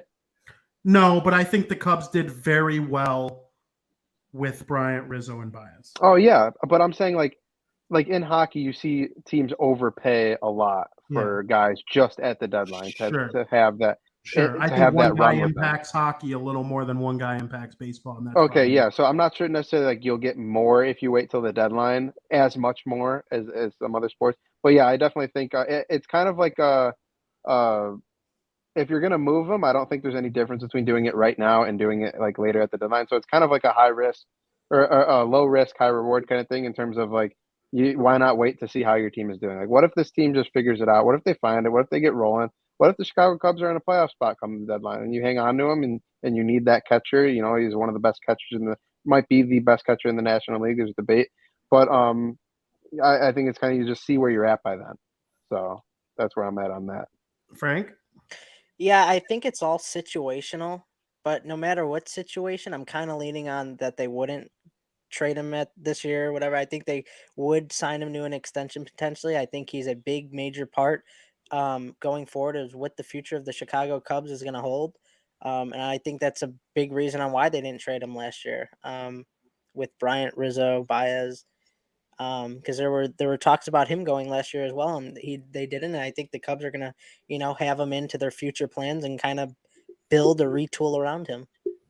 Yeah, it'll be interesting to see how that works out. He only has this year left on his deal. I would move him at the deadline if he doesn't have an extension by then, and they're well out of a playoff spot. You can't lose a catcher that can hit 25 to 30 home runs and bat the way he does for nothing.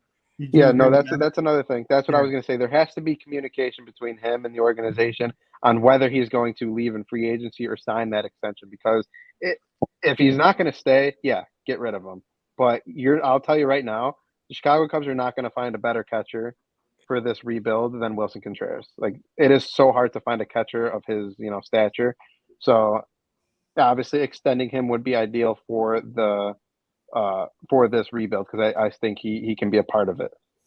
I agree with you, Joe. I would extend him if it were my choice, but my prediction, just pure speculation prediction. I have no inside information on this whatsoever. If it's not about the Sox, I have no inside information at all. But my prediction is he gets traded by this time next week. That's just my prediction. I think if I'm wrong and he makes it to this time next week, then I think he'll play the season and they'll try and work on an extension. And then if not, trade him by the deadline. But kind of like how you give a bold prediction every now and then? My bold prediction is that the Cubs trade Wilson Contreras by opening day. So I'm saying goal. Kind of wild, isn't it? It's kind of Very wild. nice. It's a wild take. Yeah. It's a wild take. Yeah. We touched on the Vegas Golden Knights during the second period. They are fighting with the Dallas Stars for the last spot in the Western Conference playoffs. Just a couple points behind them are the Winnipeg Jets and Vancouver Canucks. I think beyond them, the San Jose Sharks, Anaheim Ducks, Chicago Blackhawks, Seattle Kraken, Arizona Coyotes, all toast. So really it's down to Vancouver, Winnipeg, Vegas, Dallas for that one spot. But goal or no goal, it's actually down to just Dallas or Vegas, Frank. Yeah, I mean, I agree with you. I don't think Vegas really has a shot, though. I think that this is going to be the first time in franchise history that they missed the postseason. As much as it kills me to say it, I love the Vegas Golden Knights, and I'm going to agree with you. So I don't know if I have to say goal or no goal or whatever the thing. Yeah, basically the question is it down to Vegas and Dallas? Even if you think it's Dallas, or basically is it do Winnipeg and Vancouver have no shot? Goal for the reason I stated. I just goal. Joseph? I think I'm going to say, I don't know what to say because I think I disagree, but for a different reason. I think it's down to Edmonton if they want to make the playoffs. But they're already in a playoff spot. Like, they're 3 points ahead of Vegas. I'm saying. Are you saying for Dallas's stake? No, I'm basically saying, do Winnipeg or Vancouver have a chance? Winnipeg or Vancouver, I would say. So if you think they have no chance, your answer is goal. Okay, yeah, I would say goal. But if you're talking Vegas, I think Vegas still has a chance, but I don't think it'll be at the expense of Dallas or St. Louis. It's either Vegas or Edmonton in that last spot. You really think so? I really think so, yeah. Okay, so that wasn't part of my question, but that's an interesting little tidbit there. Yeah, because if you look at the divisions, Vegas would jump Edmonton before they jump Dallas, in my opinion. Oh, in your opinion, I thought based off the games remaining. Those three extra games are crucial. That's 6 points right there. You know what I often look at though? And I'm curious what you guys think of this. It's a flawed statistic. There's no doubt about it. Because of teams like Pittsburgh winning 10-0 or 11-1, whatever. 11-2. It affects your goal differential for sure. But the only team named here that has a negative goal differential is Dallas. And it is a sign of a losing team to have a negative goal differential. And it's a sign of a winning team to have a really good goal differential. Vegas is +10. Edmonton's +17, LA's +2, Dallas is -2, Winnipeg is +2. Then the rest of the teams in the West are all minus. So, like, part of me wonders, like, is it bad luck that they're there? Vegas in their wins are clearly better than Dallas in their wins. So, I don't know. I'm still saying goal. I think to kind of further what you guys were saying, it's Edmonton, Dallas, and Vegas fighting for those last two spots. I think Winnipeg and Vancouver are dead. Yeah, it would need Winnipeg to go on quite the run, and they need those Central teams to like really go on a bad run. Absolutely. This weekend is the return of WrestleMania. It's one of the premier sporting events in the world. I would say it's the number one WWE event of the calendar year. So, Joe, I'll start with you on this one. Goal or no goal, you will care at all what happens this weekend in WrestleMania. Will I care what happened? Goal. Will I watch it? Probably it's going to be a under review, no goal. Sorry, this thing kicking motion, no goal. But I mean, it's sad. I wish I was as into it as I was. You know, Frank, you and I before COVID, we watched that shit religiously. And honestly, it was fun. It was one of the most fun eras of watching wrestling that I've ever been a part of. Something about watching it in our older years was way more fun because we were able to go to the events in Chicago at the Allstate Arena. We saw some Hall of Fame people. I got videos on my phone. I was actually just talking with someone at work. I pulled up a video of Triple H coming out like, yeah, it's the game, and I was saying like, yeah, we saw Brock Lesnar come out one time. We saw the Undertaker come out. Like, we've seen some cool ass shit in our day. So it's cool. I just wish I kind of felt the same about it now. But yeah, I'll be interested to see the outcomes. I still follow everyone on Twitter, so I guess if that's what you're asking, if I'll be interested, goal. Frank? Yeah, this is a no-brainer for me. It's a goal. I mean, I don't watch Friday Night SmackDown or anymore or Monday Night Raw. But WrestleMania is kind of like the season finale. And the day after WrestleMania, that Raw after WrestleMania, is kind of like the new season. And the season culminates at WrestleMania.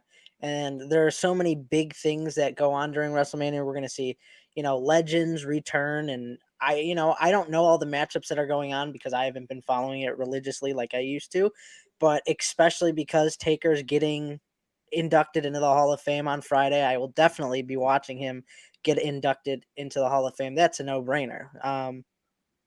But, I mean, I always try to keep up if I'm not watching on like what big things happen. There might be people there who aren't even wrestlers. I know like Johnny Knoxville is going to be there feuding with Sami Zayn, and there's just big moments like that. There could be a lot of entertainers. The 1 year Ronda Rousey wasn't a wrestler, she jumped in the ring. So I mean, there's so many different crazy things that could happen at this season finale of WrestleMania that I'll always want to know what goes on. Even if I'm not watching it religiously like I used to every week, I still want to know what happens. Yeah, I'm trying to find a picture of the card, Frank. I know a couple matches. I know Stone Cold Steve Austin has a match with Kevin Owens. Stuff like that. It's just sick. Yeah. Stuff like that. So I'm going to want to know the outcome of that match. And if I have a feeling it's going to be a quick match, I'll probably see it. That's the great thing about like today. Social media, I follow all these guys. I follow everything on Twitter. I see stuff on Twitter. I'm going to probably be able to watch the Stone Cold match. I'll be able to see him, hit a Stone Cold stunner and drink some beers afterwards. Like, that's the shit I want to see. Like, and I'll be able to see that on Twitter that night. So that'll be pretty cool. Absolutely. I'm saying goal just because I'm our next topic, the last goal or no goal prompt that I have going up against that is tough for WrestleMania. The fact that one of the greatest rivalries in all of sports is going to be taking place during night one of WrestleMania, that's tough for WrestleMania. You almost got to wonder, like, what do they got to do to not be on the same weekend as this?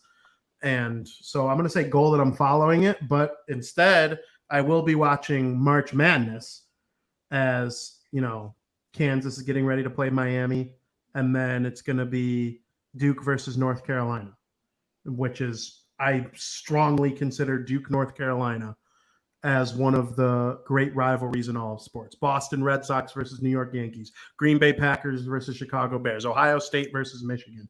North Carolina, Duke in college basketball is of that ilk, in my opinion. And this is the first time that they are ever going to be playing against one another in the March Madness tournament. So, Joe, I'll start with you. Or no, Frank, I'll start with you on this one. Goal or no goal, March Madness this weekend. Yeah, what is it, goal or no goal to? Am I excited? Yeah, are you watching it? Or are you watching it? Yeah, are you? I'm so invested. I look forward to March Madness each year. It's Coach K's year. I should have known that from the beginning. I mean, that's just it's his year. When it's your year, it's your year. They went in kind of though, right? They went in flat as can be, flatter than a flat tire. I can't believe they made it this far, but then you think it's Coach K's last year, so it's like that Cinderella story. It's going to be on newspapers Tuesday morning after Duke wins the national championship, saying Coach K wins national championship in final year of his illustrious career. It's just that's the way it's going to be. I don't know. Who's Coach K?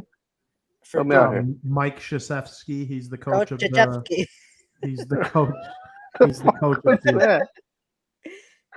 Mike Oh, Krzyzewski. All I care about, I want to win my bracket. I need Villanova. If Villanova makes it to the Final Four and then one of the teams wins it that no one else picked, guess who wins, bud? Me. So yeah, that's what I'm rooting for. Go Villanova. Joey's rooting for Villanova or North Carolina. Did I say Miami? No, I think you I said don't North know. Carolina. I don't know. No, I think I said Miami by accident. My bad. Hey, if Coach K is not on Villanova, then I agree with Giovanna. Coach K is on Duke. Okay, go, not Duke. Do you watch sports? Yeah. Is March Madness sports? Is it all sports? Yeah. March Madness is all sports. So if I don't watch March Madness, I don't watch sports. You're a fucking clown. Hello. I like North Carolina too. So do I. They were one of my first teams. I got one of these hats for North Carolina. I think it might have been the first team. They're actually what won me my first ever March Madness bracket back in 2017. I love the color scheme. I love the logo. Michael Jordan. Roy Williams. You remember him? He coached, Mhm. obviously, Yeah. legendary coach. So yeah, it's going to be a great game, and no matter who wins, I mean, it's not like I hate any of these teams. There are no teams really in college that I hate. I don't like. It's not like other sports where you have I this hate like. Clemson outside of them. See, I don't though. Like, there's not many teams that I really hate in college. So I'm just looking for a good, entertaining experience. And it's probably going to come down to Kansas and Duke, is my guess. Frank, when I won it, I believe it was because Villanova won it all, and I picked them to win it all. There you go. The year Big that I Villanova won it. guy. So like it's just like a storybook finish for me. Like Villanova is gonna continue. I'm a big Wildcat guy, honestly. I don't know what I could say. I attend there. I'm an alumni of them. I got one more that I came up with. Goal or no goal, whoever wins our bracket that we're in, the three of us, it'll be the worst bracket to ever win our family one / friend one. It's got to be. I There's think like Yeah, I just looked at the top 5 person people. leading at Everyone. like 50 points. I just looked at the top 5 brackets. Everyone who like has a chance to win, like or even like the top 10. Everyone only has one of the final 4, like one green check mark in the final 4 left. So yeah, It's rough. Almost everyone. There are only 1, 2, 3. There are only 4 people. Oh no, I'm looking at the wrong one. Hold on. I don't have a chance to win, so don't. No, count me in that. neither do I. 1, 2, 3, 4, 6. Only 8 people have not reached their max yet, which is just crazy. Like more than half the league have their entire Final 4 out. That's crazy. That's crazy. Go Because Villanova. normally, if you just pick all the number ones, you'll have at least one.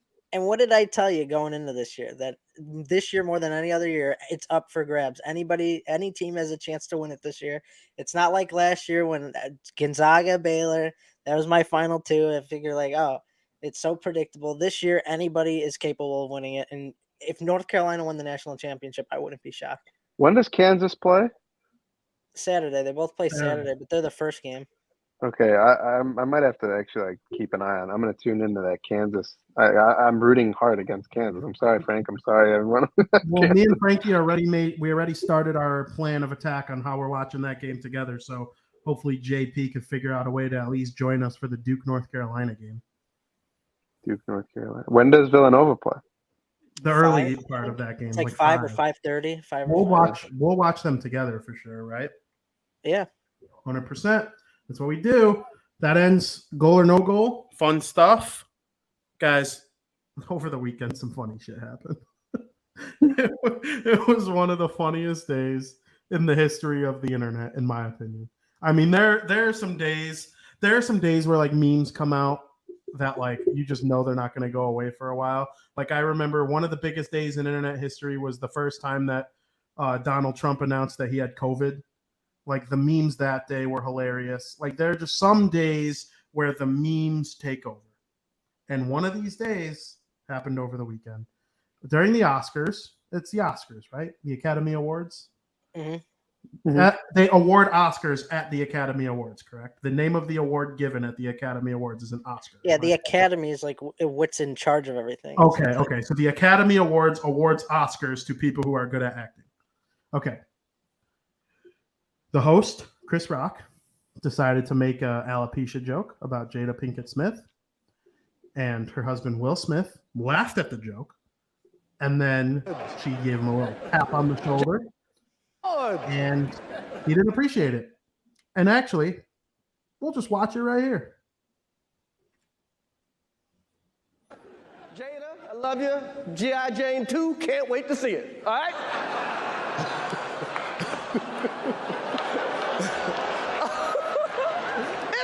That was a nice one. Okay.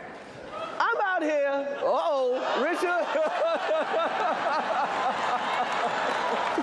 Oh, wow. Will Smith just smacked the shit out of me.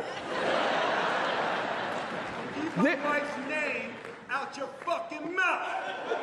Wow, dude. Yes. It was a G.I. Jane joke. Keep my wife's name out your fucking mouth. I'm going to, okay? Okay. That was a greatest night in the history of television. Okay. When he said I could and then stopped, you know he was like thinking about cracking a joke about Will Smith and Jada Pinkett Smith having like a open relationship, if you know what I mean, which is just absolutely hilarious to me. But I got to ask you guys, are you on Chris Rock's side or are you on New Jersey Devils partial owner Will Smith's side? Joe, I'll start with you. I mean, you can't just go up and smack the shit out of someone. As much as I respect the move, you can't just do that. Chris Rock, I could have taken that further. He didn't though. Like, you can press charges on that. Like, you cannot just do that. This isn't over. There's like an investigation, I think, or something going on with that. No, it's gonna be over. There's nothing will happen of it. Chris Rock already said he's not filing anything. Like, he could press charges, I'm sure, but none of that's gonna happen. Both people apologized, I believe. But it's as much as I want. I'm a Will Smith guy. I'll just go ahead and say I'm a Will Smith guy. I love Will Smith. I've always loved him. Been following him on social media for years. He's one of the more entertaining Instagram accounts I follow. He's always posting stuff. I grew up watching Fresh Prince. I'm a Will Smith guy. I like him as a human being. Not to say I'm not a Chris Rock guy, but I'm not really I don't really care for Chris Rock too much. Like, I'm not a huge Chris Rock fan. So as much as I want to be on Will Smith's side here, it is Chris Rock's job as a comedian to make jokes and Jada's very open about her alopecia. She, it's just everything I've seen, videos that she's put out, in the past about her being as open as she is about alopecia and her hair loss condition. The joke was taken way, way, way too personal, and Will Smith overreacted. So that's kind of where I'm at on it. Did it make for great entertainment for me? 110%. The fact that you had the Oscars, one of the biggest days, so many people were watching, and you were able to hear a pin drop. I would love to be, I love the picture where it showed all of other celebrities' faces, like, reacting to it. Like, they got The Rock to do the people's elbow, or the people's elbow. You're smelling what The Rock was cooking, and that was a genuine reaction from Dwayne Johnson.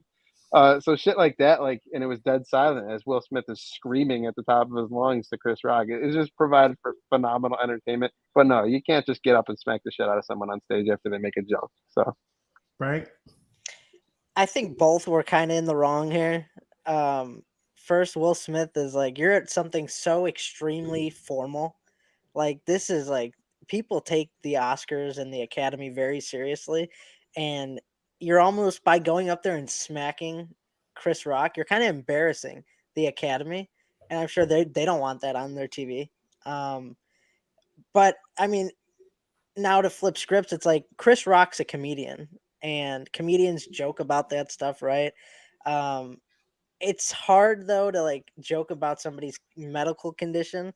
I know she's open about it, but like it's kind of like when people who are disabled make fun of themselves for being disabled, right? But if you make fun of somebody disabled, now you're kind of like a dick, even if you're a comedian or whatnot, you know what I mean?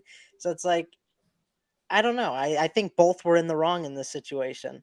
Um, yeah, I don't know. It was a distasteful joke, but Will Smith overreacted.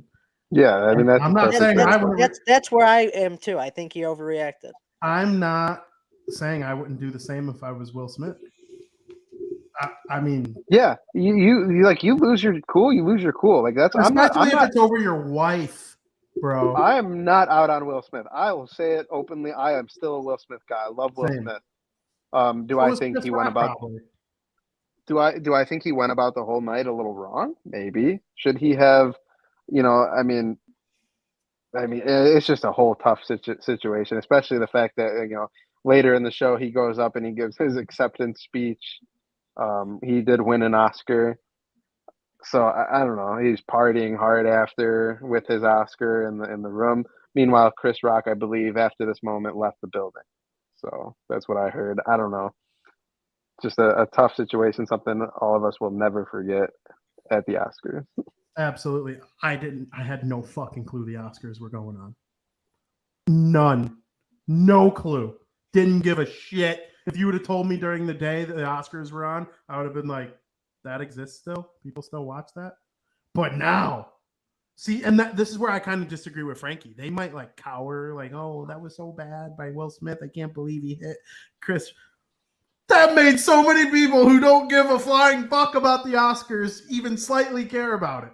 Mm-hmm. You know how bad press is good press, or any press is good press? The Oscars got plenty of press this week. It had to go. I guarantee you the ratings, once it started to go viral on Twitter that this shit happened, I guarantee you everyone turned the Oscars on. I didn't turn it on because I still didn't give a shit. I saw the smack on Twitter, but I want to comment on one thing here. You know those competitions where guys smack each other, like they take turns smacking each other, and the first to go down loses, and that's like a real sport? Yeah. Does Will Smith do this? The form on this smack. I saw a picture of Will Smith from the back when the smack was completed and his hand was here. It looked like a professional. I mean, this guy, he knows how to smack the shit out of somebody. He probably learned it part of from me his thinks he could compete in this sport. I know you guys. Well-executed smack. If you have to hit somebody, he did it to the best of his ability. And I'm shocked Chris Rock didn't go down. Credit to him for not going down. It's like kicking and screaming when Mike Ditka punches Will Ferrell in the face, and he says, I got punched in the face by Hall of Famer Mike Ditka, and I did not go down. Sure, I wobbled a bit, but I did not go down. That's the exact same thing Chris Rock should be saying. Will Smith needs to join one of these smacking competitions because his form is unreal. He might smack people better than Connor McDavid skates. So I know you guys are big fans of him. John Boy Media, he did a breakdown of the smack. I love John Boy. He did a breakdown of the smack. He like paused it. I watched it. I didn't see this. He made a great point. Like Will Smith had to have learned this from like a movie set. He was playing a character or something. Because he comes in, he's not showing, and then bam, it's there. And I agree, phenomenal slap by Will Smith, but almost an even better reaction by Chris Rock to not even not go down. Yeah, he was more shocked than anything. He was embarrassed. He said we're going to award a documentary when that's not what he was supposed to say. They were awarding an Oscar. So he was a little discombobulated after that in terms of like, okay, he was shook, like what the fuck just happened? But he kept his arms behind his back. He didn't rub his face. He was calm. He was cool and collected in terms of that. So it was a great reception of a great smack. Honestly, it was phenomenal. It was a good smack, and it was great entertainment. There's no doubt about it. So Final thoughts on this stuff before we head on over to America's favorite podcast segment? I like the Oscars. Oh, that's right. That's right. I was supposed to comment on this. We did run a poll on YouTube. Do you think Will Smith was justified in slapping the shit out of Chris Rock at the Oscars? No was the 100% answer. Not a single person voted yes in favor of Will Smith. That tells you a lot about what the general public and the general opinion thinks of this stuff. Crazy talk. Yeah, you can't just go up on stage and hit someone when they say something you don't like. As much as I kind of wish we were able to do stuff like that, you can't. Well, and that's the thing. We live in the day and age of the internet where people can just say whatever the fuck they want about each other with no consequence whatsoever. Do you know some of the things people have said about me on the internet? Like wishing my family was dead and nasty things about me because like they disagree with my take about Yohan Moncada or something. Like it's just crazy how unconsequential some of these words that people are able to say are. Talk shit, get hit, bitch. Just kidding. Don't hit people. Please don't hit people. Even though, like Joey said, sometimes you do wish that people weren't able to freely say whatever they want all the time. But that's the day of the internet. Yeah. And, you know, most of the time Twitter's a cesspool. Twitter was fun on Sunday night. I don't think I mean, Joe, I counted. There were 9 straight Will Smith, Chris Rock memes exchanged between me and you without a single other bit of conversation mixed in the middle. It was just not, and like it wasn't back to back either. It was like over a span of 12 hours. Yeah, when I saw like Star Wars versions of it, White Sox versions of it, hockey versions of it.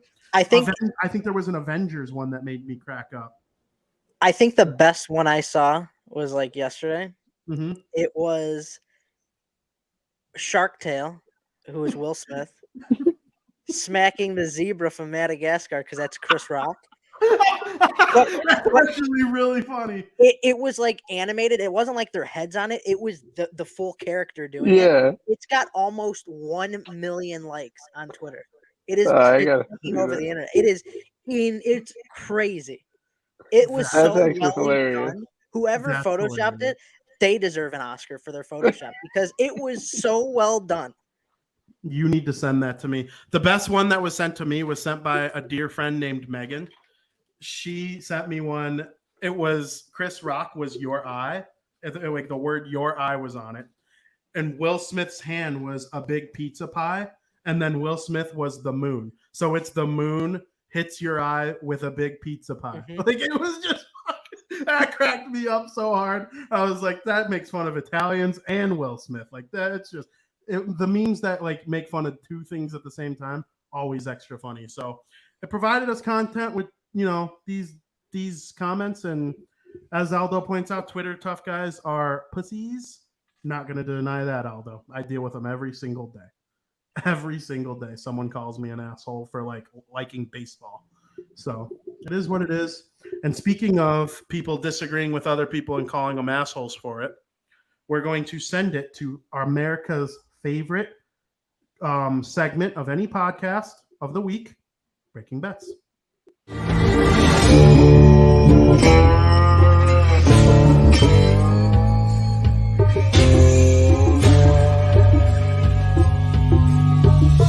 Where's my money, bitch?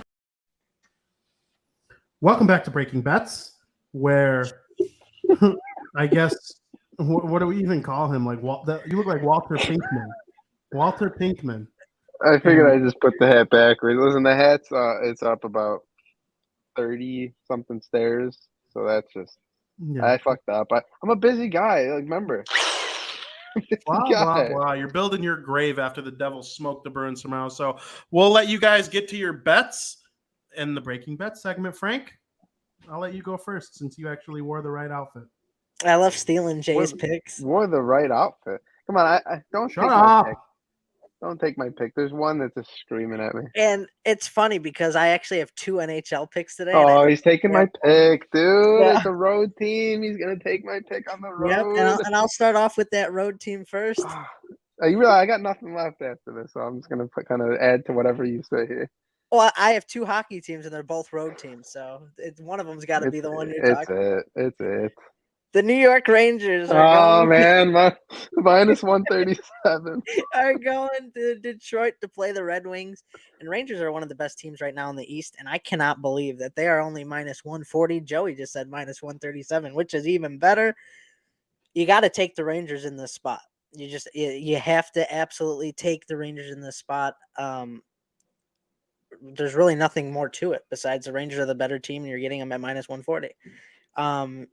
The LA Kings go to Edmonton to play the Oilers, and the Oilers are a very, very high favorite. They're in the minus twos, I'm pretty sure. The LA Kings are plus 171. I would take a risk and just go with the LA Kings money line. Throw a little something on it. The LA Kings aren't playing bad right now. I think the Oilers are overfavored. I would throw a little juice on the plus 171, but if you want to, play it a little safe, you're not too sure. Even the plus 1.5 at minus 145 has good value. Usually plus 1.5 in hockey is, could be outrageous. Could be all the way up to upwards of like 280, 240. Mm-hmm. But plus 1.5 at minus 145 and an LA Kings team who's playing pretty well lately, I would have to go with that. And if you want, take some risk on the money line. Brings me to my final pick. It's an NBA game. The Dallas Mavericks going to play the Cleveland Cavaliers tonight. Both teams are fairly even here. They both right around the same record. I would say they both have around the same skill set. The Cavs have the extra day off of rest, so that always plays a factor into things. And the Cavs are at home and they're getting 2 points. I would take the Cavs at +2 at minus 110. It's the safest thing to do. If you want to take the money line at plus 110, you could do that as well. I think the Cavs are a lock to win tonight. So those are my picks. Joseph? Yeah, I mean, Frank, if there was 2 NHL games that I was looking at, and you said both of them, so I wasn't necessarily going to mention the Kings one. I was looking at it when I was looking at these games. I liked the Kings on the road against Edmonton because the Kings are, like I said earlier in the show, I think it was like the second period, they're one of those teams that just haven't cooled off. Edmonton is, they're Edmonton, but I mean, the Kings could easily go in there and beat them, and it's great value on them. But that Rangers game, man, minus 137, I'm seeing it there. That's what it is on the Barstool Sportsbook. I'm sure it's going to go up. Whatever you taught me about sharp money is true. The sharp money does turn. So as we get closer to game time, I'm sure it will go up on here. But if you, I don't know if you can do same game parlays on your thing, but if you parlay it with an adjusted over of over 5.5 Rangers money line, now you're looking at plus 155, and that's value. The Red Wings, they gave up 11 goals to Pittsburgh. I'm not saying they're going to give up 11 goals, but they will give up goals. The Red Wings and the Rangers can score goals, so I kind of like that. The only risk with that is the Rangers, really shut down the Red Wings, which they are capable of doing. But, I like that. And then just a quick nod to tomorrow. It's not worth it to take the Bees minus 250. I'm sure they might even go up to like 200 and minus 300 by the time the game starts. But it seems like Brad Marchand always scores a goal against the New Jersey Devils. Vinny can say what he wants about that, but go ahead and bet Brad Marchand. It'll probably be – I've been looking at that every single game, and he's been hovering around plus 110 to 130 for Brad Marchand to score in the game. Love that tomorrow against the New Jersey Devils. Brad Marchand will have a goal. Hit it yesterday. Toronto, David Pastrnak having a goal against the Toronto Maple Leafs cashed in on that one. So Brad Marchand always scores a goal against the New Jersey Devils. Is that what you just said? Brad Marchand, he seems to have their number, yes.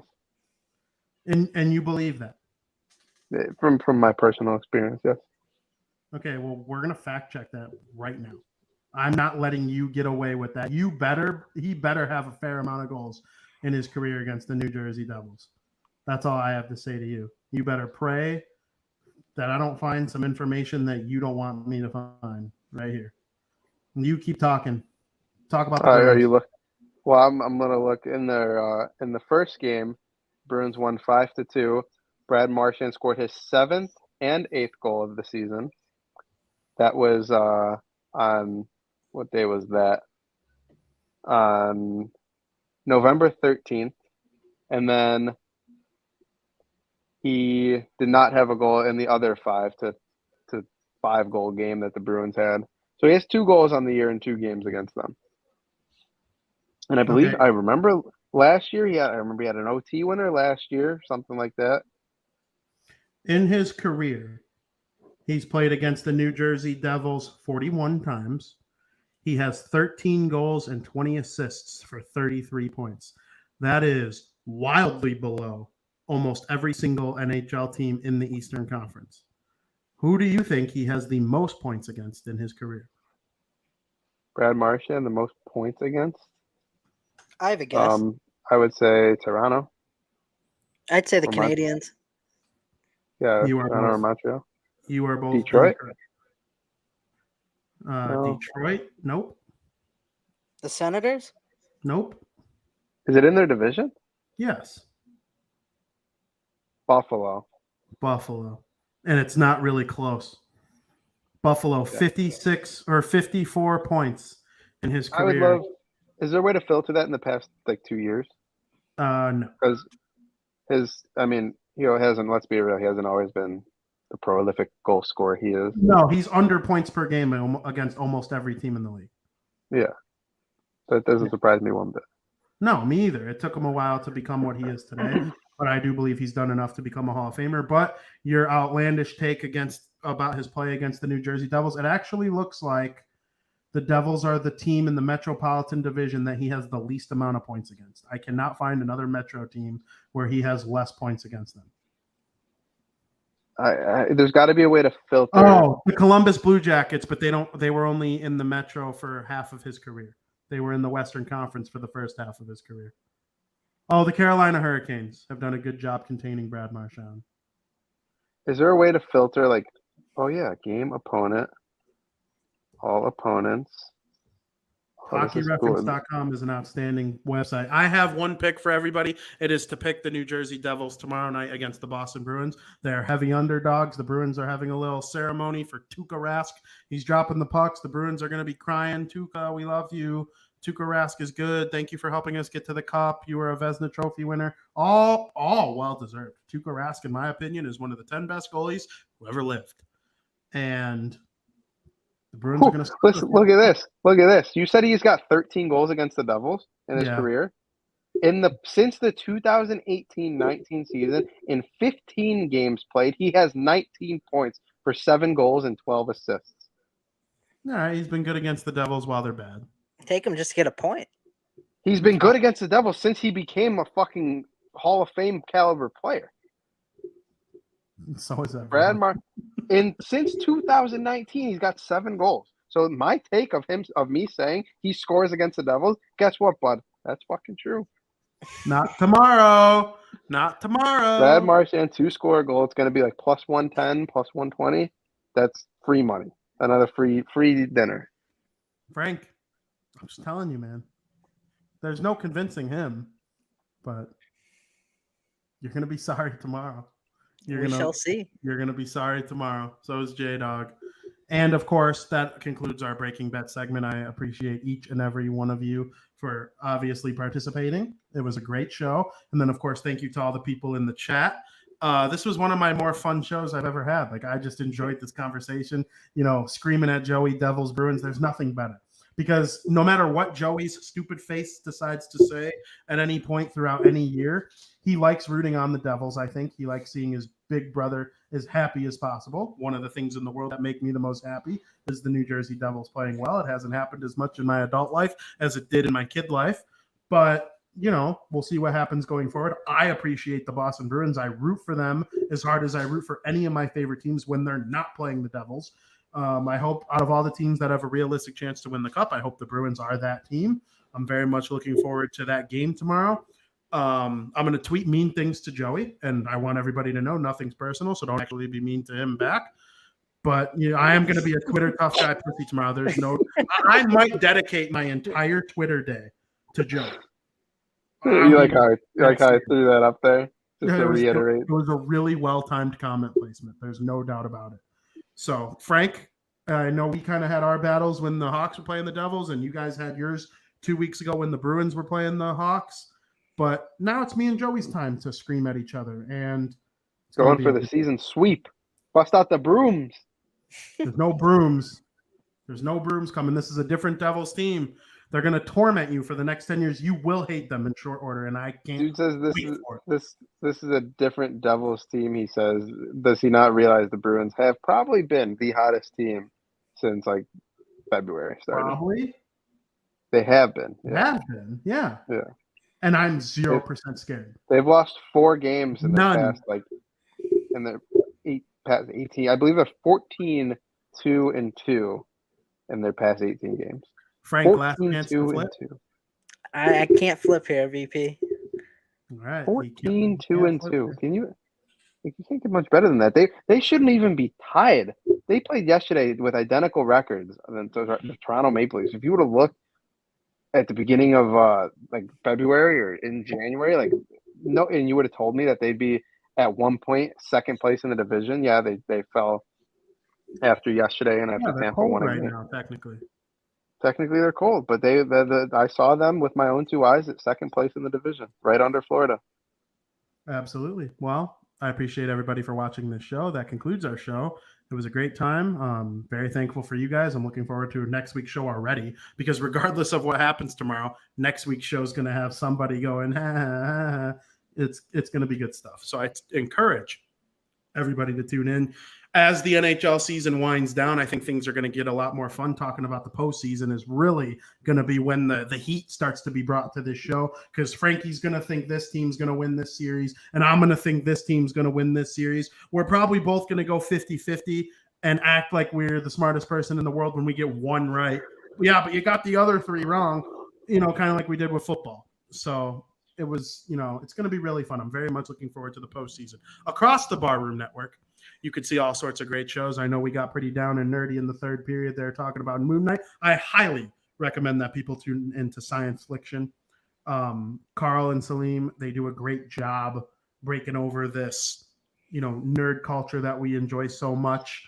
And, there's some good stuff coming out. Of course, Bulls Gold coming out. We're seeing so much red on this network. They've been weak lately. I mean, they stink. We'll talk about the Bulls again at some point, but they're going to make the postseason. It was a step in the right direction. Hopefully, maybe things get back to the way things were when they're fully healthy once again. I think that's possible too.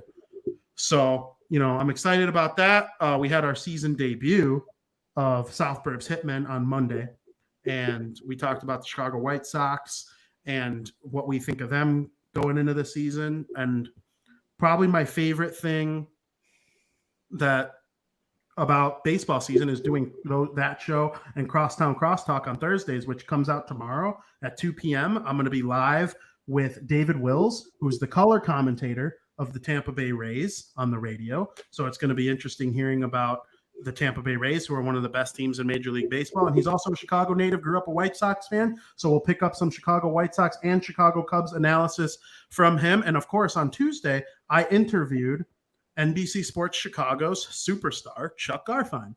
Our Chuck joined me, and we had a really nice conversation about the upcoming 2022 Chicago White Sox season, about a half hour worth of questions that I asked him.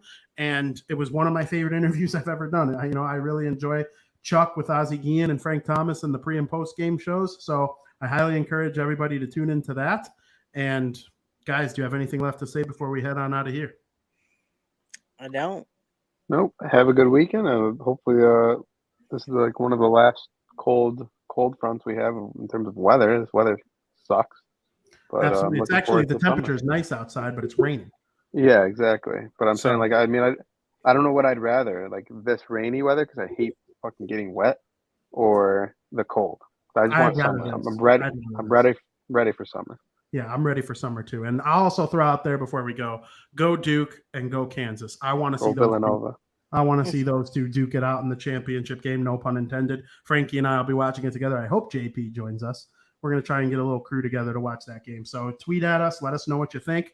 And as always, stay watching hockey. This is a great sport, guys. I mean, everything great about the league right now is going, and Stanley Cup playoffs just about a month away. And with that, we say goodbye. And as always, thank you for listening. I love you. G.I. Jane 2, can't wait to see it.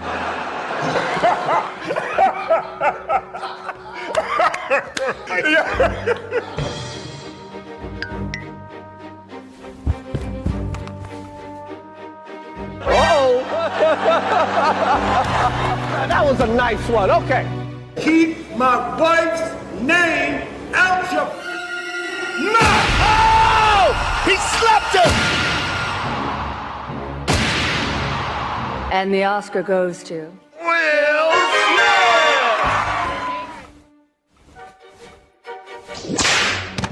Denzel said to me a few minutes ago, he's at your highest moment. Be careful, that's when the devil comes for you. Thank you.